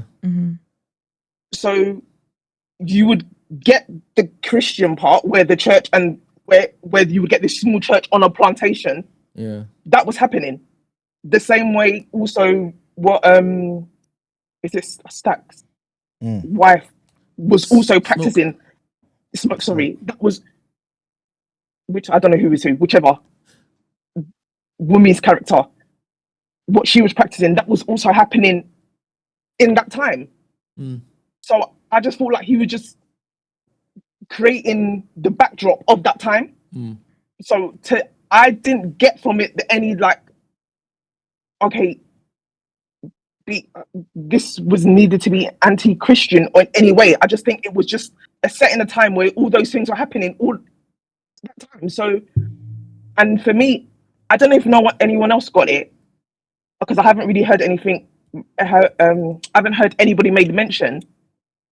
But to me, it was poignant to me about the guitar. When he went to go and get the guitar was on his father's altar on the church. That was a significant to me, because when they was in the water and that vampire, when he now struck him with that did something to him, or was it me seeing something that I wasn't seeing? Had silver in it, I think didn't it? that's silver in it.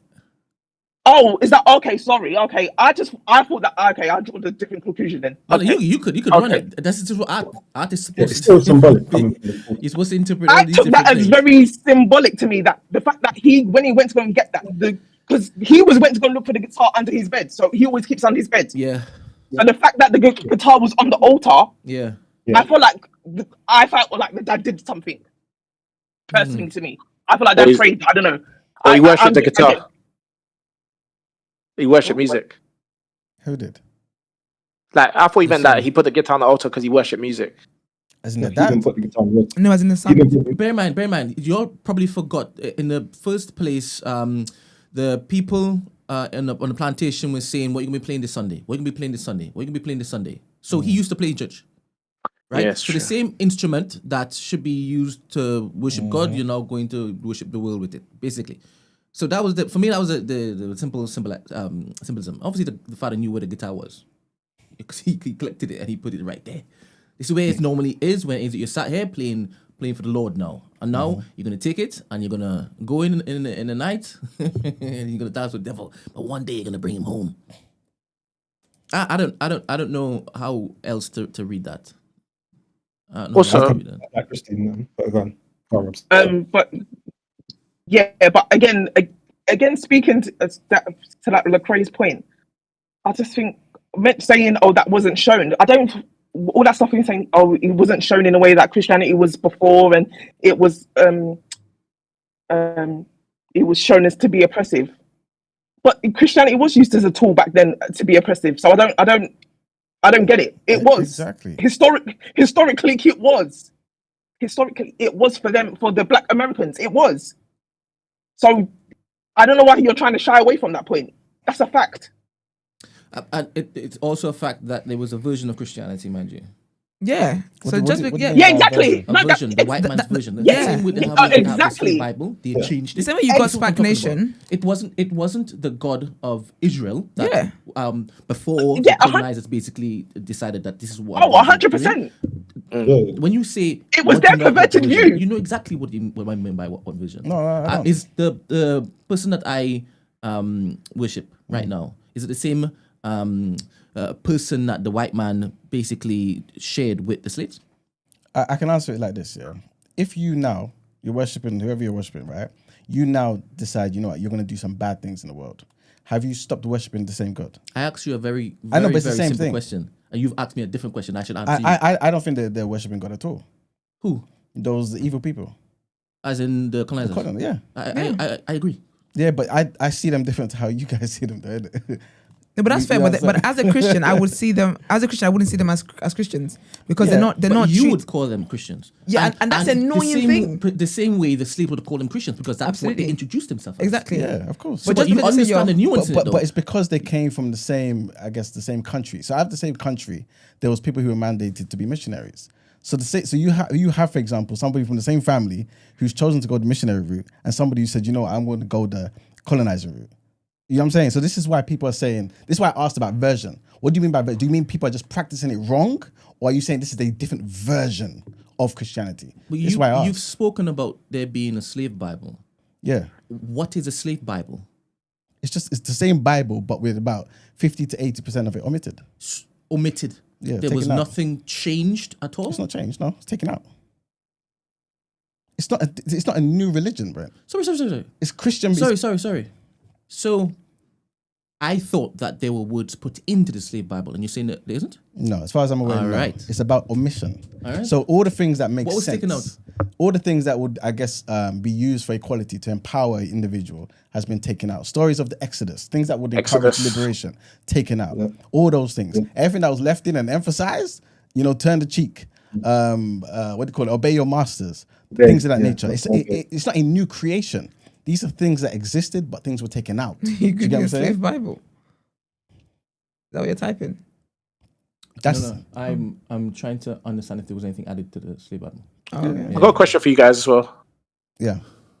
What was your thoughts on, like, I found what Ed said quite interesting, because what I saw was that there was, in the interview process, in the press junkets, there was a big emphasis on why were they twins, or because of the two Yoruba gods, and I wanted to see the duality of twins in like the most heavily densely populated region. Nigerians have twins, and he spoke about twin gods in the Yoruba religion, and then they spoke about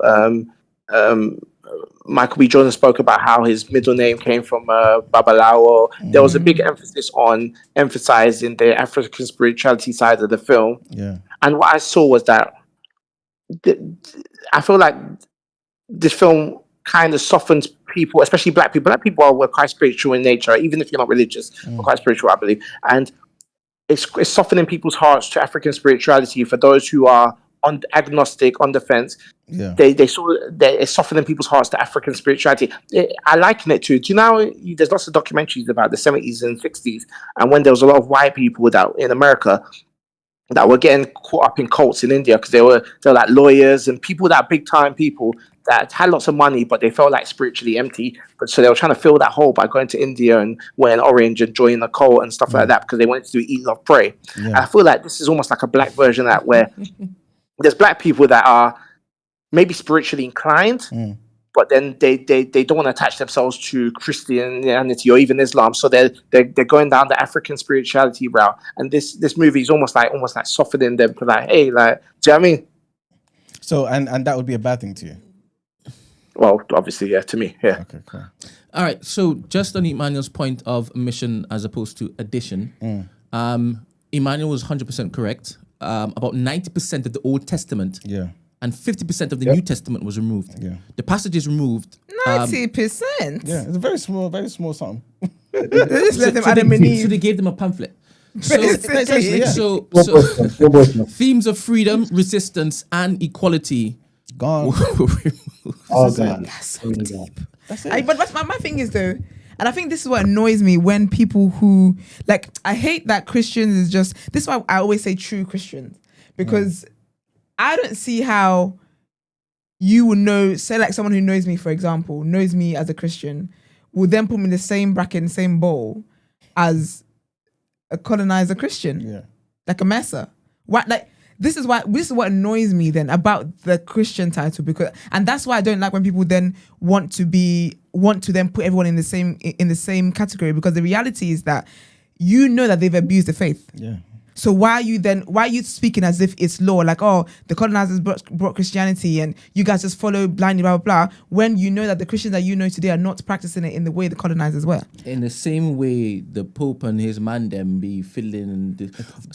Sorry. One of the dilemmas was also to be mindful how we speak on Catholicism. Yeah. I think. That's funny. A day after I got back. That I found that funny too. Oh, 100%. Because I questioned the reason why there's a Pope. And I'm sorry I'm not even sorry actually. I can't be sorry in what I know, but that is idolatry. That whole thing, everyone queuing up to touch the man's coffin and whatnot, that's idolatry. It's Antichrist. Hey guys. Good morning. Is it Bathroom Diaries? Wait, there's something. Yeah, morning. I was gonna say something. I can't remember And that. hey, In response to Black Rob? Sorry, Bathroom Diaries. 1 second, babe. I can't remember. I think it might be in response to. There's a what Esther particular said. joy in her voice that it's. Oh, she's just so soft. Yeah, as soon as you hear it, that's Bathroom Diaries. Yeah. There's somebody. You know, I somebody felt else it. I like didn't want to that say as it, but I felt it. Like, girl, that sounds like babe. Joy bringer. I honestly, I love it. You will come back to you, Manuel. I can just imagine her face. It's sweet. Yeah. What, babe? Hey, girl. Good morning. morning. Hey, okay, guys. I thought Sinners was really cool. And I kind of just joined. Oh, I can hear an echo. I don't know why. I don't think it's coming through. Oh, okay, cool. Yes, I kind of joined a bit late, but I wanted to say that I think it was really interesting that his voice, I think is his name Sammy, the actual singer? I don't even know. Yeah. Okay, cool. Yeah, I feel like his voice attracted everyone, attracted the devil. But I don't know if you guys spoke about the fact that the devil has to be let in. And I thought that was really interesting because it's like he couldn't actually get into the barn. You know, he was trying to manipulate other people, threaten other people, turn the Chinese like man or started speaking Mandarin or whatever he was doing to attract. And it's like when that woman said, "Come in," and I was so upset. That was like literally suicide, honestly. That's when everything kind of went wrong. So I just thought that was interesting because I've never seen a perspective where it's like, okay, because we all kind of know that secular music, this twerking, all that stuff is not necessarily righteous anyway. But I just think that it's showing, it's not really directly saying, okay, well, if you don't practice gospel, then you're automatically attracting the devil or you're part of this. But it's like, okay, you might attract him, but that doesn't necessarily mean he's in your personal life. So I just thought, oh, it's really interesting. And I also felt that with the whole white people thing, it's like, you know how we are always inviting people to the cookout barbecue just because they sing or they look different or whatever, or just because they are part of our culture or they like our culture. To me, it was just like, you can't invite everyone. It doesn't matter. It's like we need to kind of stick together. And I just thought that topic hasn't really been brought up. So I thought, oh, that's kind of interesting. So I think when Fidelis was here, we were talking about possession and stuff. Big up Fidelis. It was in chat. Is it? Oh, okay. He should be in the Discord. Well, Call up the Discord, Fidelis. Pushing his church and stuff, innit? Yeah. Anyway. Yeah. I think I remember telling him that devils and demons can't do anything unless it is that you basically give them access. Absolutely. Right? Unless it is that you welcome or invite them to play. Now, when I saw that, I'm thinking, well, that's also a Christian principle there. It's a theme there. And you can't get hurt unless it is, you say, come. Right? But that, I didn't see any takes on that. I didn't see any takes. I didn't hear any takes from Black Rob when he was there saying this is anti-Christian. None of it's pro-Christian. Because people are trying to find an issue with the film, Brent. That's what it is. People are But trying to why find do you an issue. think?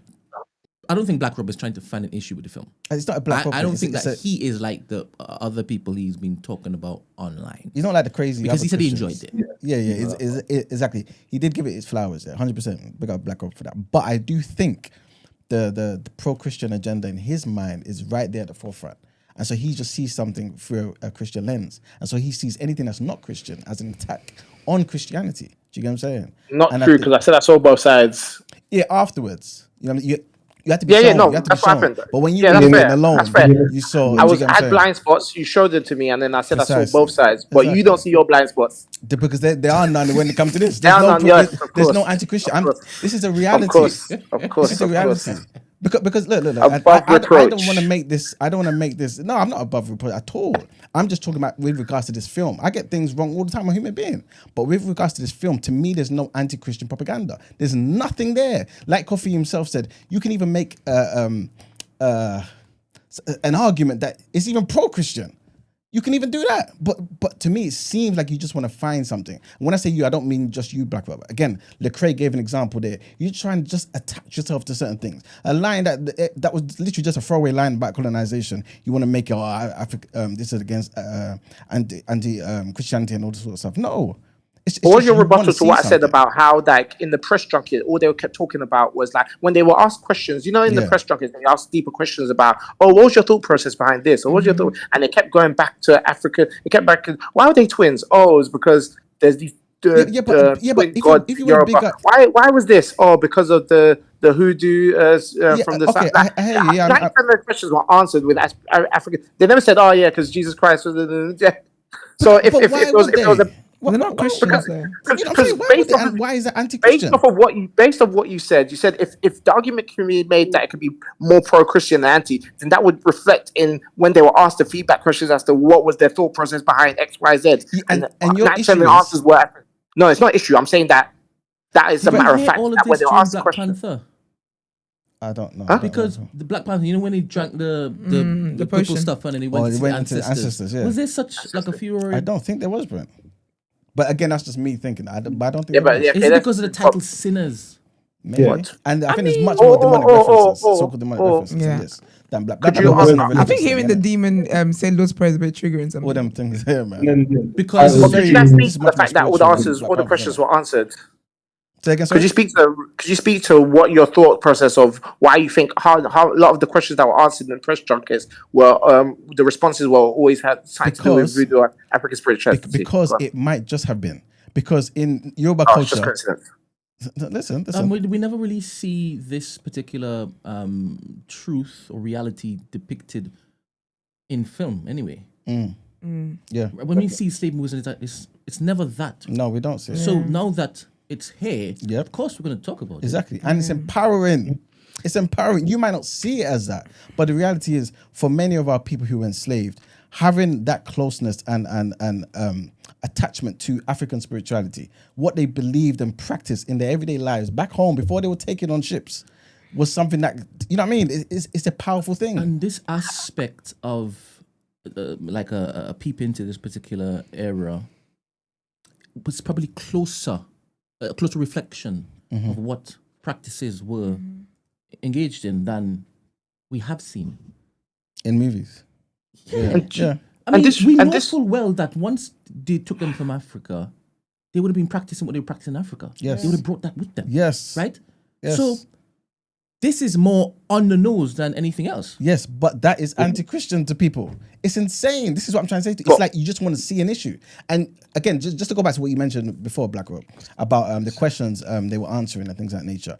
If the man got his middle name from a Babalawo and he's telling you because someone asked him, oh, I know what the B stands for. It stands for Bakari and da-da-da-da. And he's telling you this to answer. How the hell can his reality be anti-Christian? How? He's done how many films and how many times did they ask him about his middle name? Because I of don't Michael know, Jordan. but somebody saw the B and Bare was times. interested. Never you know said what, Somebody though? was that. interested. If he's not Christian though, why he's not going to come and be No. proclaiming God? I think No, of Like- course. I'm just saying that there is a Esther, thread. But watch this. We can't be blind to even seeing if, like themes. yourself. when a man says watch this is serious. No, but Esther, watch this. You are a born again, bona fide, devout Christian, right? When you do it, hallelujah, sanctified. If one of your middle names was a name that was given to you from somebody back home in a village who practiced Ifa, whatever it may be, and somebody asked you about it, if you told them, oh, this is where my name came from, my great grandmother, is that you being anti-Christian? No, it's not. Thank you. This is what But I'm if saying. you then say, oh, like I thought you're Christian, why'd you answer to that name? Then Then you we can then have a conversation. exactly. Because funny you said that actually, because Demi and Temi was saying how I think when I talked about the African thing, was saying about like because Demi said, "Do I have an Oriki?" So Yeah. I need to. I actually have been wanting to research where Oriki comes from, but I think every Yoruba person has it. Have one, yeah, but yeah. I found them because I don't. Do you know where it comes from, In terms of how you get it, or do you or like mean- what it is? Yeah, it's I guess it's just your name that. I think some people see it as it's something it celebrates the child, isn't it? Yeah. You get it when you're born or whatever, celebrates the child. But some people I think see it as, or it can be seen as, who your family kind of worships, the deity. Okay. The name might be a reflection there too. Yeah, so But my not name always. ain't Ifa. I'll tell you that for free. Exactly. First of all. And then Temi was saying how if we're going to say that, like, I think, I'm not saying this exactly what she said bar for bar, but something like, I basically should have to denounce my Yoruba names then if something to do with how I said and something's Antichrist. Maybe I need to get it properly. But I think but for me, I feel like stuff to do with names, that's more tradition than your religion, no? Yeah, I can't find it. It's gone now, unfortunately. But yeah. So I think it's I can't remember. I wish I could get the comment. But go on. I want to know. No, finish up because I have a different thought. Okay. Now. Yeah. So like, yeah. So given just randomly when you said the example you gave, like your the traditions and whatever else. For me, I think that's different to traditional. Oh yeah, I think she was saying that the naming ceremony and stuff is rooted in those traditional ways of worshipping. But when I was named, there's a reason why my name is Esther. My middle name is also Deborah. Yeah. And if you look in the Bible, who those characters are, like there's a reason. So I get. I don't get it. I don't get where she was trying to come from. But unless you're, she said it. Yeah, she basically, Gina just said it's your Destiny Ori. Demi said it's your Yoruba spiritual name. Yeah, but I don't think it's seen like that. Today it's not like that. I can't remember who it was that said, but like how I can't remember who said it, but how like this is how what was introduced to you, and then I think when you guys were trying to explain that S word, sanctity, what was it called? I can't remember. The S word was emerging. Yeah. And it's like you're merging things. Yeah. When my naming ceremony, I'm a Christian, so my naming ceremony is a lot of prayers to Christ. Yeah. Do you get what I mean? And the names I'm given, all the names I'm given are all testaments of what it is I mean and what my coming into the world means to my family. It's not celebrating the God of thunder and stuff like that. I think things have. I get where they come from, but things are not like that fully now because people now a grandmother could just give you an oriki and that's it. But some of you don't even know the meaning of your names anyway. So, What's the one last thing, guys? If you think hold up. If you think that Jesus Christ is more powerful than you having tattoos inked all over your skin, or he can't find you in the or a name that you were given. Yeah, what? You're not even calling him by his right name anyway. So, I have a question for Black Rob. Go for it. If you were saying that you can see that it's Antichrist, right? Are you a practitioner of watching anti-Christian stuff? I'm a practitioner of discernment, and everyone's got different convictions. I don't think. Do you know some people like my missus? She's the type of person that if she watches a film that she doesn't like, she'll have dreams about it that night. Maybe I'm just more hardened, or I don't know what it is, but like things don't seep into me like that. So like I can watch something and acknowledge, right, that was kind of mad, and then just move on with my life. So do you? So you have to know yourself. Do you make a habit of watching anti-Christian media? Yep. Oh, I did not think it's you not were a going to bad say thing. Because you're born again Christian, right? You're born again Christian. You ain't seeing nothing wrong with doing that, right? Each to their own. I mean, some people, I know some Christians who won't look to basically walk towards anti-Christian stuff. Let me give you an example. Let me give you an example. I don't watch stuff like that. Which is somebody that, sorry, one sec, Black Rob. I had a clip, but to be fair, no disrespect to the person, it's a random person in it. But the person basically was talking about how she sees the anti-Christian things in it. She basically said, I don't understand why it is I wake up every day and I kept thinking about the film. I've gone to watch it 2 times. And I think she said 2 times or 3 times, whatever. She's an egg. And she's wondering why she's waking up thinking about it. No, but she's saying she got the call from the first time watching it. That I just kept thinking about the film. And so I had to pray that the Holy Spirit would kind of help me to, you know what I mean? So she went back 2nd, 3rd time to see what the Holy Spirit was saying in that film. I might have got that part wrong, but she mentioned 2 or 3 times about maybe either that. Sorry, thank you. I think she was saying that many people were going to watch it 2nd and 3rd time. Oh, okay. And so I think there's something in the film that's making us all come to the cinema to watch it. Even Lecrae said he watched it twice. But you know what though? It speaks to what Black Rob. Yeah, that guy's a clown. I don't know why he said that guy's a clown, but it actually speaks to what Black Rob was just saying about everyone has different convictions about things, and things affect people differently. So where someone will watch something once, and it might stay in them, it might stay etched in the memory. Someone else will watch it and it wouldn't be anything for them. And the Bible just speak about that. That's why I can't remember which church it was when Paul was saying how yes, you think that that's a sin. Like say for example, like eating meat, right?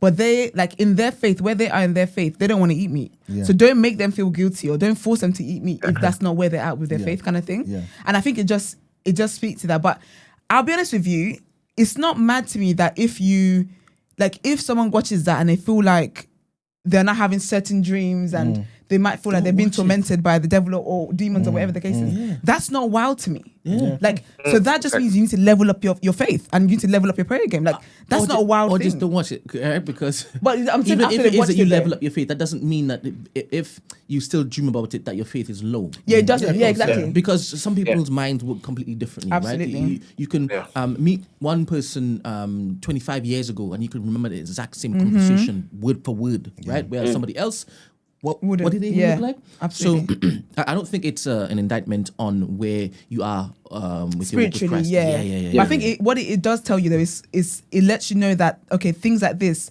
you're a bit more vulnerable to it than maybe another kind of content. I don't watch these things because I just don't like dark things like that. It's not an interest of mine, and I don't see the purpose in it. I only went because I was going on double dates. Otherwise, I would have rather watched rom-com. That's more, which I watched Forever, by the way, on Netflix. We'll talk about that tomorrow. Great show. Funny enough, big up Mara Brock Ali. Funny enough, Jackie was saying, can we talk about it Forever? Please, Jackie, can we talk? That's my vibe. 8 episodes. What's the show? What's the show called? It's called Forever. It's on Netflix. Oh. You ain't seen it, Ben, have you? I don't mind you spoiling that. Of course you don't.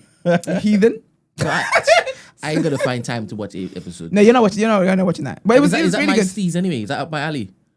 I like a bit of darkness. And as a child of light, it's not your steez. I pray for you though. Right, wait. Black Rob, what was the last thing you wanted to say? Because we haven't talked about the film like Too Tough. You understand? And I want to. Do you know what's so funny is that we actually none of us think it's Antichrist. We spent so long. Anyone that chooses we think it's Antichrist. It ain't. Go ahead, Black Rob. All I'm saying, I was just gonna say that we're gonna see a influx more of the softening of African spirituality for those that are spiritually inclined but don't want to prescribe to a proper religion, and It's crazy. The religion, sorry. Maybe not proper religion. This is diabolical. This is why it's sorry. We say they done a number on us. Do you know so funny? Because I'll be real with you. I don't see nothing wrong with Black Rob said. I didn't even bat eyed. I would have said exactly that. I would have said worse. Hey, they turned Saul to Paul. There's no chance for you, man. It's all Name the proper religions, Black I'm praying for him. Name the proper religions, Black Rob. Methodist, Pentecostal, denominations of Christianity. Minus Catholicism. Definitely minus Catholicism. This is diabolical, man. This is diabolical. Look, at the end of the day, I think we just have to be honest here about stuff. And this is why I disagree with what you were saying, Black Rob. Yeah, just because again people are answering the question in a truthful manner. Right, and it pointed them towards Ifa and other African spiritual belief systems. I do not see that as anti-Christian at all. Would you say what happened in Haiti and what they did prior to them getting liberation was anti-Christian? Because when they were practicing Christianity, some people were practicing Christianity as slaves, there was no liberation. Again, this is not me trying to be anti-Christian. This is me telling you something that's a historical fact. The greatest rebellion, the greatest insurrection in history, which happened in Haiti, happened with people who practice African spirituality. Okay, so I forgot what I was going to say. The last point is I actually forgot. The last point was what I was going to say was that we have this rose-tinted glasses that we have with African spirituality, especially people in the West. It's because, and what I find is that it's the way like maybe like African Americans that want to move to Ghana look at Ghana before they go there. It's the way like they look at African spirituality without practicing. You don't realize, like in Nigeria and a lot of like West African countries, they were like killing albino kids for potions and stuff like that. 100%. They don't talk about all that stuff, do they? No, but a lot of them don't know, though, isn't it? But it's true. Yeah, exactly. What you're saying is So true. they have this rose-tinted glasses of what African spirituality was like, but there's a lot of darkness in it, and like there is in every other belief system. This is what I was trying to say to you. In every belief system, why? It's simply because human beings are like this. Human beings have agendas. So some belief systems can be used for good, some can be used for bad. If you was in Haiti, if me and you was in Haiti, in the 1801, 1802, up to 1804, right? And we were there, and you was practicing your Christianity, and I was practicing African spirituality, yeah? You'll be praying, and I'll be doing what I'm doing. One of us would have been right. Do you get what I'm saying? So would you then say to me that what got us freedom is a bad thing? Would you have preferred to stay enslaved under Christianity? Correlation doesn't equal causation. If you pray to your toenail and then something happens good for you, are you gonna? Do you know what I mean? Do you prescribe that to that? I'm telling you for a fact. What happened in Haiti? African spirituality liberated them. Is that true? You can't prove that as a fact. It's a fact. There were and I'll be silly to even make that statement. Sorry, Black Rob, pull up. There were no Christian slave you're gonna have us leaning towards Black Rob. Sorry, Ed. There was no what? Christian Mr. Black Gold just said there were no Christian slave uprisings. Man, is that true? I gotta disagree with you, my brother, man. And how many counts? What do you mean, how many? How many Christian uprisings do you know? Yeah, there were many. In fact, let me not say there were many, but there were some I guess influential ones. Again, Nat Turner. So what does he mean? What's this question mean? I gotta go. Thank you, Black Rob. He's basically trying to say that the things that got us to fight for our liberation and stuff wasn't Christianity. It wasn't Christianity because none of them were actually, I guess, under the banner of Christianity. But yeah, you had Nat Turner. Nat Turner, again, one of the most influential, one of the greatest black men during our enslavement. Used the Bible to try and liberate. Of course, respectfully, it's difficult when you only got 5% of it. You know what I'm saying? And it's crazy. But to be very respectful though, but to be accurate, and maybe this is what Mr. Black Gold is trying to say, it wasn't successful. He was killed, and everybody that tried to follow him was killed. But when we go to Haiti, right? When we look at Bookman, when we look at Dessalines, when we look at Louverture and all these men who came together on that beautiful night, right, and called upon our God, right, and got liberation, killed all of those thousands of people who were oppressing them that day. Come on now. Which God were they praying to? It was African spirituality. Do you say Louis Vuitton? Louis Vuitton, yeah. He was a devout Catholic. He was a general, right? And a devout slave. A devout slave. A former slave, sorry. A devout Catholic and a former slave. Yeah. And he was alongside Bookman. Yes, and Jean-Jacques Dessalines. And Jean-Jacques Dessalines. Yeah. So what you're seeing here is TNB. The earliest rendition of TNB. True indeed. Right? Where the faith wasn't important right there because the oppressor was the most important, I think. Yeah. So we came together. Yes. Doesn't matter who we worshipped and whatnot, because there was a common enemy. True indeed. After the enemy is done, let's revisit this conversation. There you go. Yeah. but I agree with you. And I don't want to be divisive. But we have to acknowledge what Bookman did. He chanted. You know what I'm saying? He didn't say, let's go to church that Sunday. He chanted. Again, he was next to Louverture, who basically prayed. Jesus Christ. I hate you. But yeah, I say all of that just to say, again, like Black Rob, I guess, would have said, you know what, this is a bad thing for us. You know what I mean? Like, let's stay under the thumb of the oppressor because, you know, we didn't call upon Christ and got our freedom. To me, that's insane. You know what I'm saying? So it just doesn't work for me. It's not anti-Christian. It's you trying to find something here to kind of just be upset about something. Can't a black man just make a great film with great black cast, great black vision, and it just be amazing? You know what I'm saying? Why can't that be the thing we take from it? You know to be fair to Black Rob, though, he did start off by saying that he doesn't think it's anti-Christian, but he can see. Then he went on to say why he like. Wait, he said he didn't say it as anti-Christian? That's how he started off, and then he said, and then he said he gave examples of why it could be. Okay, cool. I thought he was basically actually no. He said, I think he said when he initially he didn't think it was, but then he did or something like that. Okay. Yeah, I think that's more what it leaned to. Yeah, I think that's what he said. Yeah. Started, and he didn't, but then he sort of over time did. Yeah. Yeah. What else did you enjoy in the film, Emmanuel? Because there were some nice scenes, man. Because you didn't really talk about the dancing. You know the music scene. thing Yeah. that was nice, but I'll be honest with you, yeah. Too confusing. It's a lot of. Now I was overstimulated. That's why, oh my gosh, let me turn the volume down a little bit. I was so overstimulated. I was like, oh my gosh. And then I clocked and I was like, oh, this is so lovely. So in between my like, oh, this stressed me out. I was like, oh, it's really lovely. That's nice. But that was really good though. Also, Artistic. just want to say, Mr. Black Gold, he basically said, based on Christianity, basically Christianity was not the catalyst. You know what I'm saying? It was based on Christianity. Wasn't the catalyst is free slaves?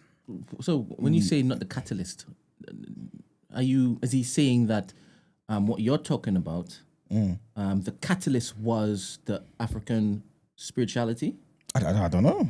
I think I don't know. I'm just reading out Yeah, what like, he's saying. No, but So- I need to translate it. It was You freedom translated because of. before. Is it what, sorry? You translated before. Yeah, but that was easy, isn't it? No, but he's basically saying, okay, based on Christianity, I guess maybe that Nat Turner. Are you reading practice- this or you're translating? Yeah, I'm trying to translate. Oh. Yeah. Nat Turner practiced Christianity, but Christianity, it wasn't something in the Christian text, maybe. But again, either way, I So disagree. is he trying to say Christianity did not free the slaves then? Yeah, that's basically what he's trying to say. I want to know about slavery from God's POV. I disagree though, because Nat Turner did look into the text and believe that the text was telling him it's time. He saw an eclipse and was saying, "This is God showing him a sign. We got to do something." You know what I mean? He was a Yeah, Christian. because I don't So, know. I don't care how many rocks you lot play pray to. If God still want us, I'll be picking cotton right now. If that was God, do you know what I mean? You want me picking cotton? Do you think so? You think I'll be in the I'll house? be picking cotton. These cotton picking fingers. I'll be picking cotton. Because I think you would still be. I'll be back inside. home. I'll be a chef. No. Oh, I would have No. got my ass would have You got wouldn't have captured. been plucked. I would have been captured because I definitely would have had the characteristics I still have today. Because I wouldn't let them sell me into marriage. So they would have said, "Do you have a go to marriage or go to slavery?" So where you're from, where your lineage is from, did they get thieved? Probably, I don't know. You know, I've actually never looked How into about it. yours, Emmanuel? Say that again? Where your lineage is from? Yeah. Did they get Ghana taken? and Nigeria. Like, did they get plucked from there? As in the enslaved people? Probably, you know. Oh, so you don't even know I either? saw Yoruba people. Yeah. I'm sure. Because you probably. remember, there was somebody, what's her name? Madame Tinubu, I think. She was somebody who, unfortunately, she sold a lot of our people, man. She worked alongside the Portuguese in the 1800s. And she was crazy rich. So she was basically getting people. She was from Abeokuta.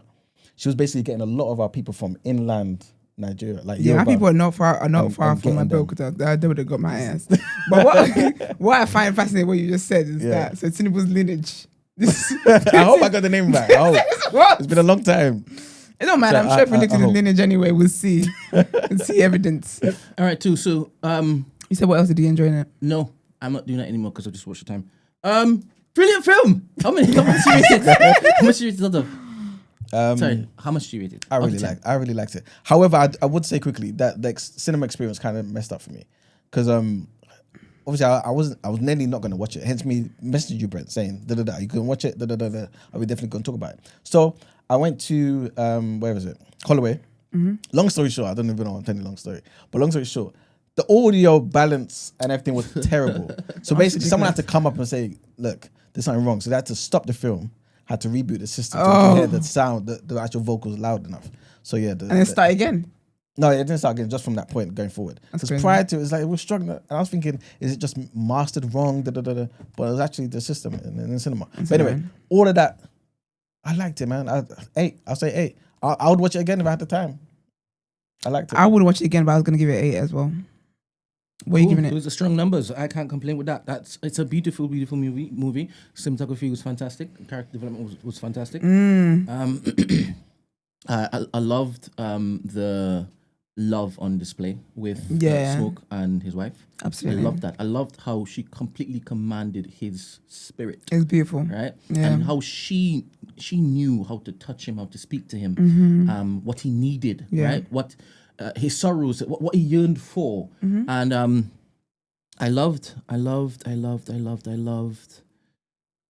at the end he was like, all right, cool, I'm ready to now join my family. Yeah. Right, I'm gonna see you again. And even though I didn't believe in this thing that you put around my neck, now I'm gonna take it off because I want to be. I want to go over. So I loved everything. I mean, the way he has done this, I don't think I've ever seen any Ryan Coogler films before. I don't think I have. But I want to see more because how we tell stories now, I know that it's going to be not just formulaic or linear. Right? I think we have. But what's beautiful about this point, about this film, is that he actually negotiated a great deal where he keeps the masters.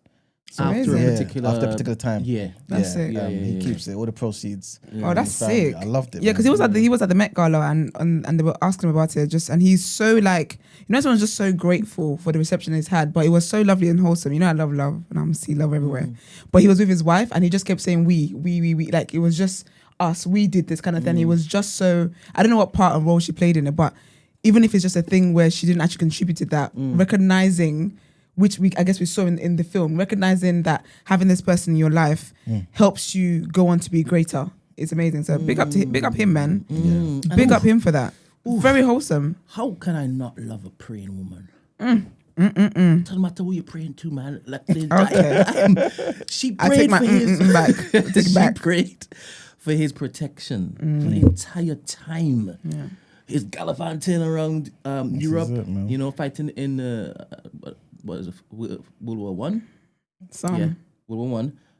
Then joining the Italians and then ripping off the Italians and the Irish and then coming back and all. I even like the Irish music that was played there. I always feel a little interesting connection to the Irish. I don't know why. I don't music, know. Man. I don't. That was the fiction, bro. As a producer, apparently he did Creed. Oh, he did Fruitvale Station. I did. That's nice. Then he's loyal to Actually, did he do Fruitvale Station? Or you just mentioning films that Michael B. Jordan did? That was the first one. Oh, is it? But Michael B. Jordan did a great job, man. Can't even lie about that. Did a great job. Yeah, man. I don't see the cuteness hype there, man. And I think Bathroom Diaries made the point about obviously the people that we let into our. Absolutely. I saw that. I thought, and I thought, Christy, wherever you are, you've seen this. No, it's true though, because the person, you know what I mean? Mixed race there. Yeah, you know what I mean? Sorry, I don't know. Christy Rising now. I don't know what you're Sorry? saying. I don't know what you're Christy Rise. No, you need to talk about this woman. What do you want about this? You need to talk about that woman. We do need to talk about her. You were doing so well. Anyway. Anyway, come on, man. Thank you everybody that called in, that contributed. We appreciate y'all. Should we get what we getting to headlines, right? Hold up. Any word of it tomorrow. I'm gonna do word of it tomorrow. Thank you very much. We can do do you want to do dilemma, right? Tomorrow, please God. Thank you. No, please God. I don't really mind which one you ascribe. What I just said to. I said tomorrow, please God, right? I don't know what we're talking about right now. I didn't think you were calling me God. Don't worry. I'm talking about the people listening, right? So whoever it is, you all pray to. So you want him to insert that? Yeah. There you go. You are crazy. In the spirit of anti-division. Come on. This is it, man. Good morning, Demi. Not for me. Good morning. How are you? Yeah, I'm good, thank you. How are you? I'm good, thank you. I'm surprised you didn't join earlier.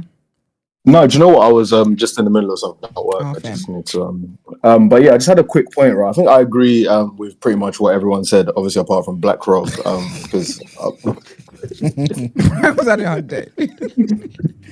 Fair. No, but the only point I just wanted to draw out of all of this is that the point about African spirituality, right? I feel like I don't know why we're grouping all African spirituality into one thing, because I think it makes like people like Black Rob be able to make arguments about syncretism that don't exist, for example, about African spirituality. And I'm putting that in quotes because it's not all the same. For example, the movie Sinners was about hoodoo, which is a specific African American religion that does practice syncretism, like mixes Christianity, mixes African spirituality, mixes all different things. But then when we talk about like things, there are other obviously African practices like voodoo, like obviously Ifa, which is Yoruba, obviously so I feel like it's a bit unfair to just say African spirituality as a broad brush when these things mean different things, have different gods, have different practices. They're not the same. And I feel like it is a bit of a colonized mindset to just go Christianity one side, African spirituality on the other side. That's one thing I would say, because we wouldn't say, oh, European Christianity, European spirituality and just say, oh, Christianity is the same thing as Judaism. Obviously not. That's like literally stupid. Like they're just complete. Like for instance, Ifa isn't syncretism in any way. It doesn't mix any other religions. For example, people conflate Ifa and Juju all the time as well, like saying that, oh, Ifa is like the black magic, whatever. Juju is black magic. Ifa has nothing to do with like intermediaries or like spiritual possession or anything about like. What I'm just trying to say is I feel like we should just make distinctions, because I feel like it does speak a bit in a colonized way when we just say they're all one thing when they're not even close. I get you there, but don't you think that's like if a Muslim was talking about a Christian and they were telling them to differentiate between a Catholic, Pentecostal, a Methodist, an Anglican, like if that's not what you subscribe to. So. You see what you just did just now? What did you say? But they're all Christians though. But you see what you just did just now? You did the same thing. Yeah, but the spiritualities, they all come under the umbrella of African spirituality. It's just different things and but stuff. I feel like you're not following. I feel like you're not following what I'm saying. It's like, so Mav just said in the comments, like saying somebody speaking African. Like what I'm saying is different to what you're saying. Like I'm saying that Ifa is a distinct, separate religion, completely different from something like hoodoo, which is what is talked about in Sinners. Question. Like I get it now, it's not like On yeah, that so it's point, not like Demi, a denomination. On that point, Demi, Emmanuel, have you ever been on here and spoken about African spirituality from the point of view that you're talking about Ifa? Of course. So this is where I get confused. Why? Because when Well, I'm man hasn't taught you. no, because what he is saying is we shouldn't be doing that. Yeah. I'm not even criticizing Iman because and I'm not criticizing Iman because I think Iman has made good points about all of this, and Iman talks a lot about Ifa specifically as well. I'm surprised Iman didn't make this point as well, but I guess there was a lot of points being made. But I know that Iman has spoken specifically about Ifa on the show several times in different ways. That's not what I'm doing. I'm just saying the movie is about hoodoo, and then we're making arguments about Ifa, and then conflating them with juju, and then conflating them with voodoo when we talk about hate. Like we're just all over the shop. I think I get what you mean. I think what I think you're saying, what I'm understanding it is that, so say for example, like the Nigerians are the ones who practice Ifa, right? Or it's rooted in Nigeria. What people from Sierra Leone, their form will be different to something else. And then but then does it cross over though? It's just completely, but it's not even a form. It's not even like why they don't not even form. Don't take that literally, but like types, different types. Yeah, but what I'm saying is that for some reason in your mind, like you're still seeing them as like connected for some reason. Maybe well, that's no. I'm not seeing as connected. I'm asking if they. I'm saying that I recognize that people have different. It's like different denominations, basically, right? Let me. That's I think that's the easiest way in my brain. Let me just say that. But they're not suggesting that it's like Christianity. They're not suggesting that they're doing the same. So, for instance, if we talk about Christianity and Judaism, right? Like they might both suggest that they subscribe to the Abrahamic God, right? They some people might suggest that. I don't think as a Christian I would say that they are the same God, but some people might suggest that in terms of like literature and history, you would argue that. However, Ifa doesn't, for instance, we talk about Orunmila, we talk about Ogun, we talk about all these gods, like these other religions. Well, obviously, I know hoodoo is a bit of a special case because it is syncretism and it does bring in some aspects of Ifa and it does bring in aspects of other areas. But typically, for instance, the gods in Ifa aren't the same, like they're not the same, or they're not supposed to be the same as the gods in these other African religions. I don't even know a lot of African religions. I'm just saying, like. But that's my question, though. Is that so? I thought Ifa is a Yoruba word, right? It's a Yoruba word. Yes, right? Yes, it is. Yeah. But then, if somebody else in another country who doesn't speak Yoruba is worshiping the same god, but in their language they call it something else, it'll be different now. So if they're worshiping Ogun or Oshun, they would say those words. If they're saying something else, otherwise what are you worshiping? I guess like because it's like if you talk about Orunmila, if you talk about whatever, like what is it? If you're not actually referencing those specific things, then it's not. It's not Ifa. Oh, okay. So it's not like just to it's not by language, basically. Yeah, and just to respond to Black Crop's question about is Demi a Christian? Yes, I am a Christian. I believe in God. I just also have an understanding of like my cultural like history in terms of some of this stuff. It's not to say you can know this stuff without necessarily practicing as well. Thank you so far, Demi. Emmanuel, did you see the clip where somebody asked Michael B. Jordan about his name? And where did he say he was from? He said he was from. He said his name. It was given to him by Babalawo. And what is that Babalawo stuff? Sorry. So just to be clear. Yeah, so just to be clear again, Brent. Wait. I want to understand if the practices that we were seeing displayed in that particular film was influenced by either Michael B. Jordan's heritage, right, or Ryan Coogler's heritage. Yeah. Which spiritual practice? It wasn't. That wasn't Hoodoo.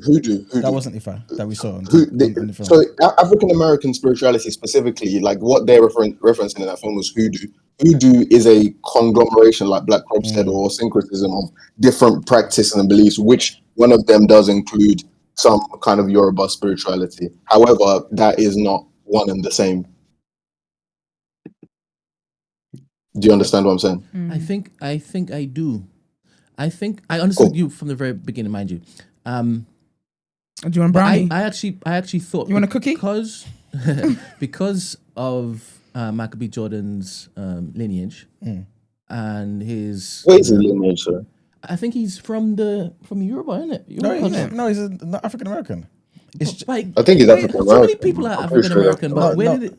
They're like, where's his heritage? Like his lineage? Yeah, but you can't say that. I think that's not fair. I think that's not fair. No, wait, don't, what isn't fair? I haven't landed my point. I think Iman's saying American. He's African American. Like, he could be Nigerian. Is that Demi? You're responding to Emmanuel? Cannot possibly in any way be Nigerian. Like impossible for Michael B. Jordan to be Nigerian. It's literally impossible. Why wouldn't he be? No, he's because if his ancestors left Africa 500 years ago, no such thing can be. He can never be Nigerian. It's not possible. Nigeria only existed like about 100 years ago, so that physically it doesn't have to be his ancestors. Have you guys met his mum? Have you guys met his mum? Have you met his grandma? Like, I don't understand. Am I missing something? Here? No, I think. No, but he claims to be African American, so he can't be Nigerian. He can't be Nigerian if he claims to be African. Like I understand he could be Yoruba. He just claims to be African American. Stop. What are we doing now? Well, what's going on? I'm just asking the question. I don't know. What are we partaking in now, right? No, I thought he was an African American. You just said he claims to be African American, so he can't be Nigerian. Yeah, if he's African American, yeah. Are you British? Yeah. Are you Nigerian? Yeah. Yes. So, is it possible for him to be African American and to be Nigerian? Yes. I think he could be seen that way. But African American doesn't mean that. African. This is why you have the not in the context of what you're talking about. Stop. Not in the context of what you're talking about. No, you can't. So I'm British because my parents came here and I naturalized as a citizen. I came here and naturalized as a citizen of Britain. African American is an American descendant of slaves from 500 years ago. So what do you think I'm saying? Where does he plucked from? Where was his family line? Not Nigeria, because Nigeria didn't exist when he was plucked. That's what I'm saying. But that's what I'm saying. I'm saying that we don't know that though. What do we see? No, but Demi, do you understand the point? Demi, when you say that though, it becomes a bit. I don't want to say disingenuous, but it's almost like you're saying. Look, we know Nigeria didn't exist, but the point is, did he come from Yoruba land? Nigeria didn't exist. Yes. No, but he can be Yoruba. Is 500? 500 years ago, Nigeria did not exist. Yeah, of course, Nigeria. So that's the point I'm making. He can be Yoruba. But he can be Yoruba, but not Nigerian. African American. He can never possibly be You guys Nigerian. are so beautiful. Like, and I love that. I have something in my head, and y'all probably are already at the finish line. But I need to. Yeah, I think you just missed a few steps. Wait a minute. Yeah. So, did Ghana exist? No, these countries didn't exist, Brent. No, the tribes exist. Wait. Most of these countries started existing about 100-ish years ago. Wait. This might be a lightning bulb moment for me. So you're saying when you go and visit Gold Coast, you're not visiting Ghana. You're visiting a place that was called something else. No. Why did you say when we visit Transatlantic slave trade, right? Wait, why did you say when we visit Gold Coast? You went the other day and you visited and you took pictures and whatnot. Brent, I think you're missing what we said. Can I just quickly don't interrupt because you're already there. I need to get there. I'm trying to help. I need to get there. Go on, bro. There's transatlantic slave trade. Yeah. Where did they pluck people from? From West Africa. From what countries? So it was different regions. Coast. So the whole West Coast. So it was different regions. So these countries like Nigeria and stuff, they didn't exist at the time. So you had, for example, Yoruba region. You had the Akan, Ashanti regions. You had it's different people, different tribes. It was like that. So the countries didn't exist. So it wasn't called Ghana. It wasn't called Nigeria. Yes. And also, it didn't exist as a concept. We wasn't in one nationality with these other tribes. So Chijioke is an Igbo man, yeah? Back then, he would have just been Igbo man. You know what I'm saying? He would have been almost like Cameroonian. You know what I'm saying? Like we're two different countries. White Like, man we were- came, Yoruba drew the was- line. Demi, stop the empire. interrupting. You're already there. sorry. You guys I'm have sorry. introduced I'm sorry. something to me that's blowing my mind right now. But we spoke about this on the show before. What have we spoke about? About I all wasn't this stuff is listening. fake. This is why I talk the way I Stop, talk. That was Billy shit. Stop. Because for the longest while, I'm saying I am Ghanaian, right? Because No, but where I was plucked from was Ghana. Yeah, but I get what you mean when you say that. This is I want to know the truth. I don't want to know what. I don't want you to translate what I'm saying and not look to give me the proper information. But that's because when you're saying it, I think you're saying the proper thing and you're just talking in that way. This is why I said to Demi, you can't say like that. Do you know what I'm saying? Because Yeah, you know no, what you mean. it's fine. But I didn't get. Sorry, I'm gonna mute this Discord. All right. No, you've done a good thing trying to today. You've basically. I was just trying to explain myself. That's all. But yeah, let me just wait. Thank you. So, oh crap! Did I lose my train of thought just now? You said about Ghana. When you say you're Ghanaian. So when these wicked, evil white men decide to jump in there flipping boats, when Christopher Columbus and his band of merrymen, I know about the whole West Indies stuff, right? I know about that. Yeah. But when these white mother effers went to the west of, what was it called then? A land. Yeah. So it was just the west of a land. It's Africa, but it's And the then west it of was West Africa. it was different tribes Yeah. that they basically plucked from. Yeah. Those particular tribes, they only identified their region as this land belongs to this people, as opposed to this is called this. Yeah. And only afterwards, now that it's been partitioned up, right? And those same people still live in the same land, but it's now called something. Exactly. So when you say I'm Ghanaian, when there is a affinity for Ghana or Nigeria, it's fake. But that's why I said to you, I don't identify as Nigerian. I identify as what? Europe. Thank you very much. But you didn't move. You didn't move anyway. No, we're still there. And as you keep saying, it's called Yoruba land. So even in that particular land that wasn't named, wasn't defined as Nigeria, it was just Yoruba land. Yeah, but and the rest of the tribes had their own way to call their particular plot of land. Yeah, but some of these lands were cut off. So some of Yoruba land extended into Benin. But overnight, Don't say Benin. Was it called Benin then? It was what was it called? Dahomey. But that's French as well. You know what I'm saying? So it's I don't anyway. Yeah. This so is fascinating. So when the lines were drawn, the person who's part of my tribe today is now I don't know, in the next 20, 50 years, he's now speaking French. Yeah. And now, you know what I'm saying? And we're meant to be different people, different nationalities. Yeah. But he's the same Yoruba man as me. Ooh, this is amazing. The same thing. I'm not going to go down a rabbit hole. This is So beautiful. just one more thing, Brent, just to kind of add to this whole thing. I was just gonna say I wasn't trying to be pedantic about the Michael B. Jordan thing. I was just more trying to say that in this context, the moniker of Nigerian doesn't really make sense. Like, that's more what I was trying to get at, is that I just don't see why that would make sense as a descriptor when he's talking about Babalawo or whatever, and he's an actual African American person.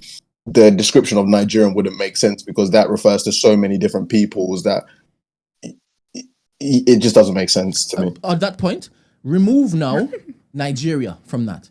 He would still have a people that he can trace back to a piece of land. Yeah. And what land was that? Because that's what I'm talking about. That's what I thought you was talking And that's about. why you're Exactly. saying, to now update my understanding, and now I'm going to update my statement. You're saying he's African American, so he can't be Nigerian. No. I've updated that. I'm no longer using that So particular Brent is word. basically so he can't be African American and Yoruba. No, he could. He And could be. that's- He could. No, he could be. Yeah, sorry, he can't And be that's the African thing I American. was confused about. How And can you that's say why that? I was saying, Demi, you shouldn't say it because it sounds a bit because I knew what you were trying to No, but- say. That's it. But we're having a discussion. I feel like we can introduce things, and I feel like yeah. Well, you've I introduced just- something to me. You've made me a smarter man today. Thank you very much. Yeah, because this bad country that just didn't exist. You know what I mean? Israel. There you go. That's the one. Israel didn't bloody exist.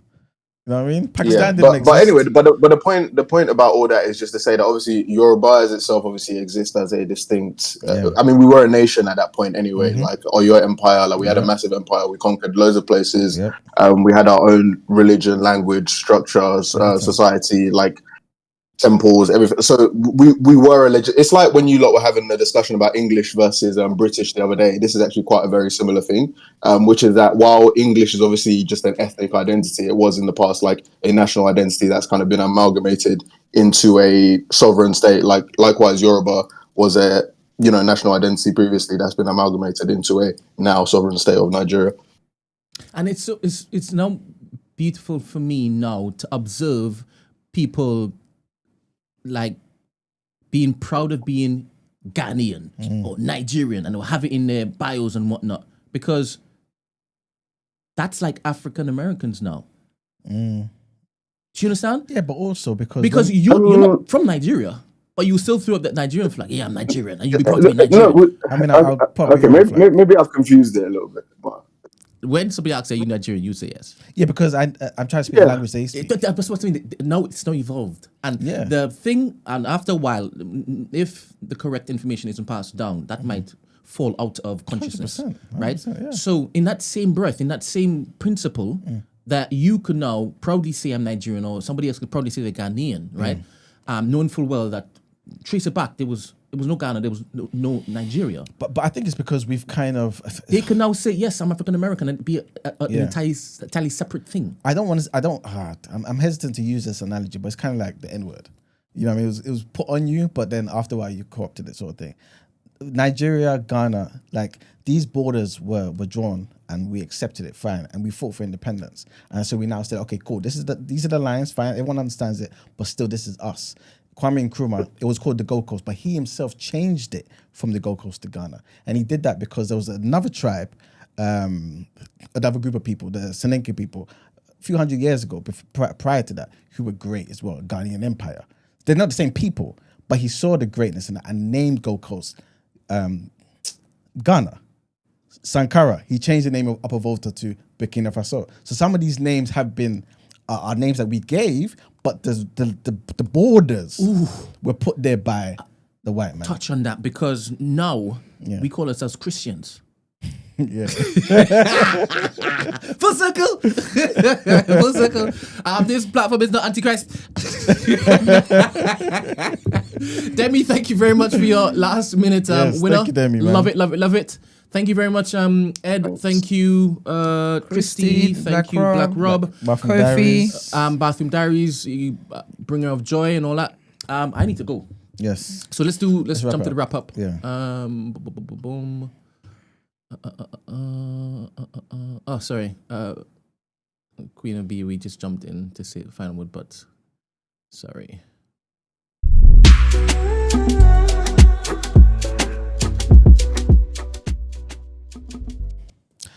All right, beautiful people. We've had a great show. And them 3 headlines.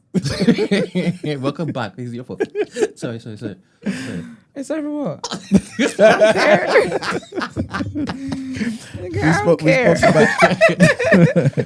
We spoke about Hamas basically trying to broker a new deal for a ceasefire, man, and they're looking to release the final Israeli-American hostage. We also spoke about the Prime Minister promising to be tougher on immigration. You know what I'm saying? He's got tougher visa rules. He wants people to speak English and do all sorts of stuff properly before they ever get their papers, basically. We also spoke about the UK employers who laid off a hell of a lot of staff in April at a faster pace than the previous month.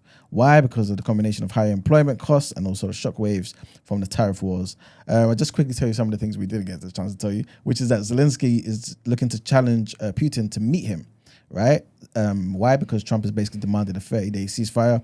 We also was going to tell you about the UK care homes facing a ban on overseas recruitment under immigration plans. Maybe I'll mention that tomorrow in People's Journal. Also, that police have arrested a second man in connection with a particular death of a 60-year-old man on board a cruise ship. Also, tomorrow we'll basically speak about the reaction and what happened over the weekend with the boxing with Kakachi and Leewood. And the last, actually also guys, ACLT, Africa Caribbean Leukemia Trust, 31st of May. Guys, all the information is going to be in the description. Honestly, check it out. Check out the interview that we did with Orin and Beverly the girl. And yeah, have a blessed day. And just before we go, I want to say a big happy birthday to the legend, the man, that everyone tried to hate, but has been putting in the work since 1955, 92nd birthday of the Honourable Minister Louis Farrakhan. I'll be honest with you, I saw that in the doc. I said this man has a birthday every month. Like, I feel like we're constantly. Do you know what I mean? Like, I feel like we're just constantly celebrating in one regard or the other. No, it's just 11th of May, man. It's just 11th of May. But we had Saviour's Day as well. You know, so I'm saying, no other day. Let's have a great day. 4th of July. We talk about him a lot. I saw it. Wasn't it just his birthday the other day? Yeah, so what you use this platform for? That's Antichrist. Well, not at all. Not at all. Well, like the video, please. After all the yapping we've done today, please like the video. And you guys, we've kept Brent later. So definitely like the video, please. And we'll see you guys tomorrow. Yes. Peace. Just remember, Gina said that this was it a 4 out of 10? Oh yeah, she said something. I wanted to come and just be held accountable for my sins. Ironic. Yeah, ironic. Well, drop mic. Bye. Peace.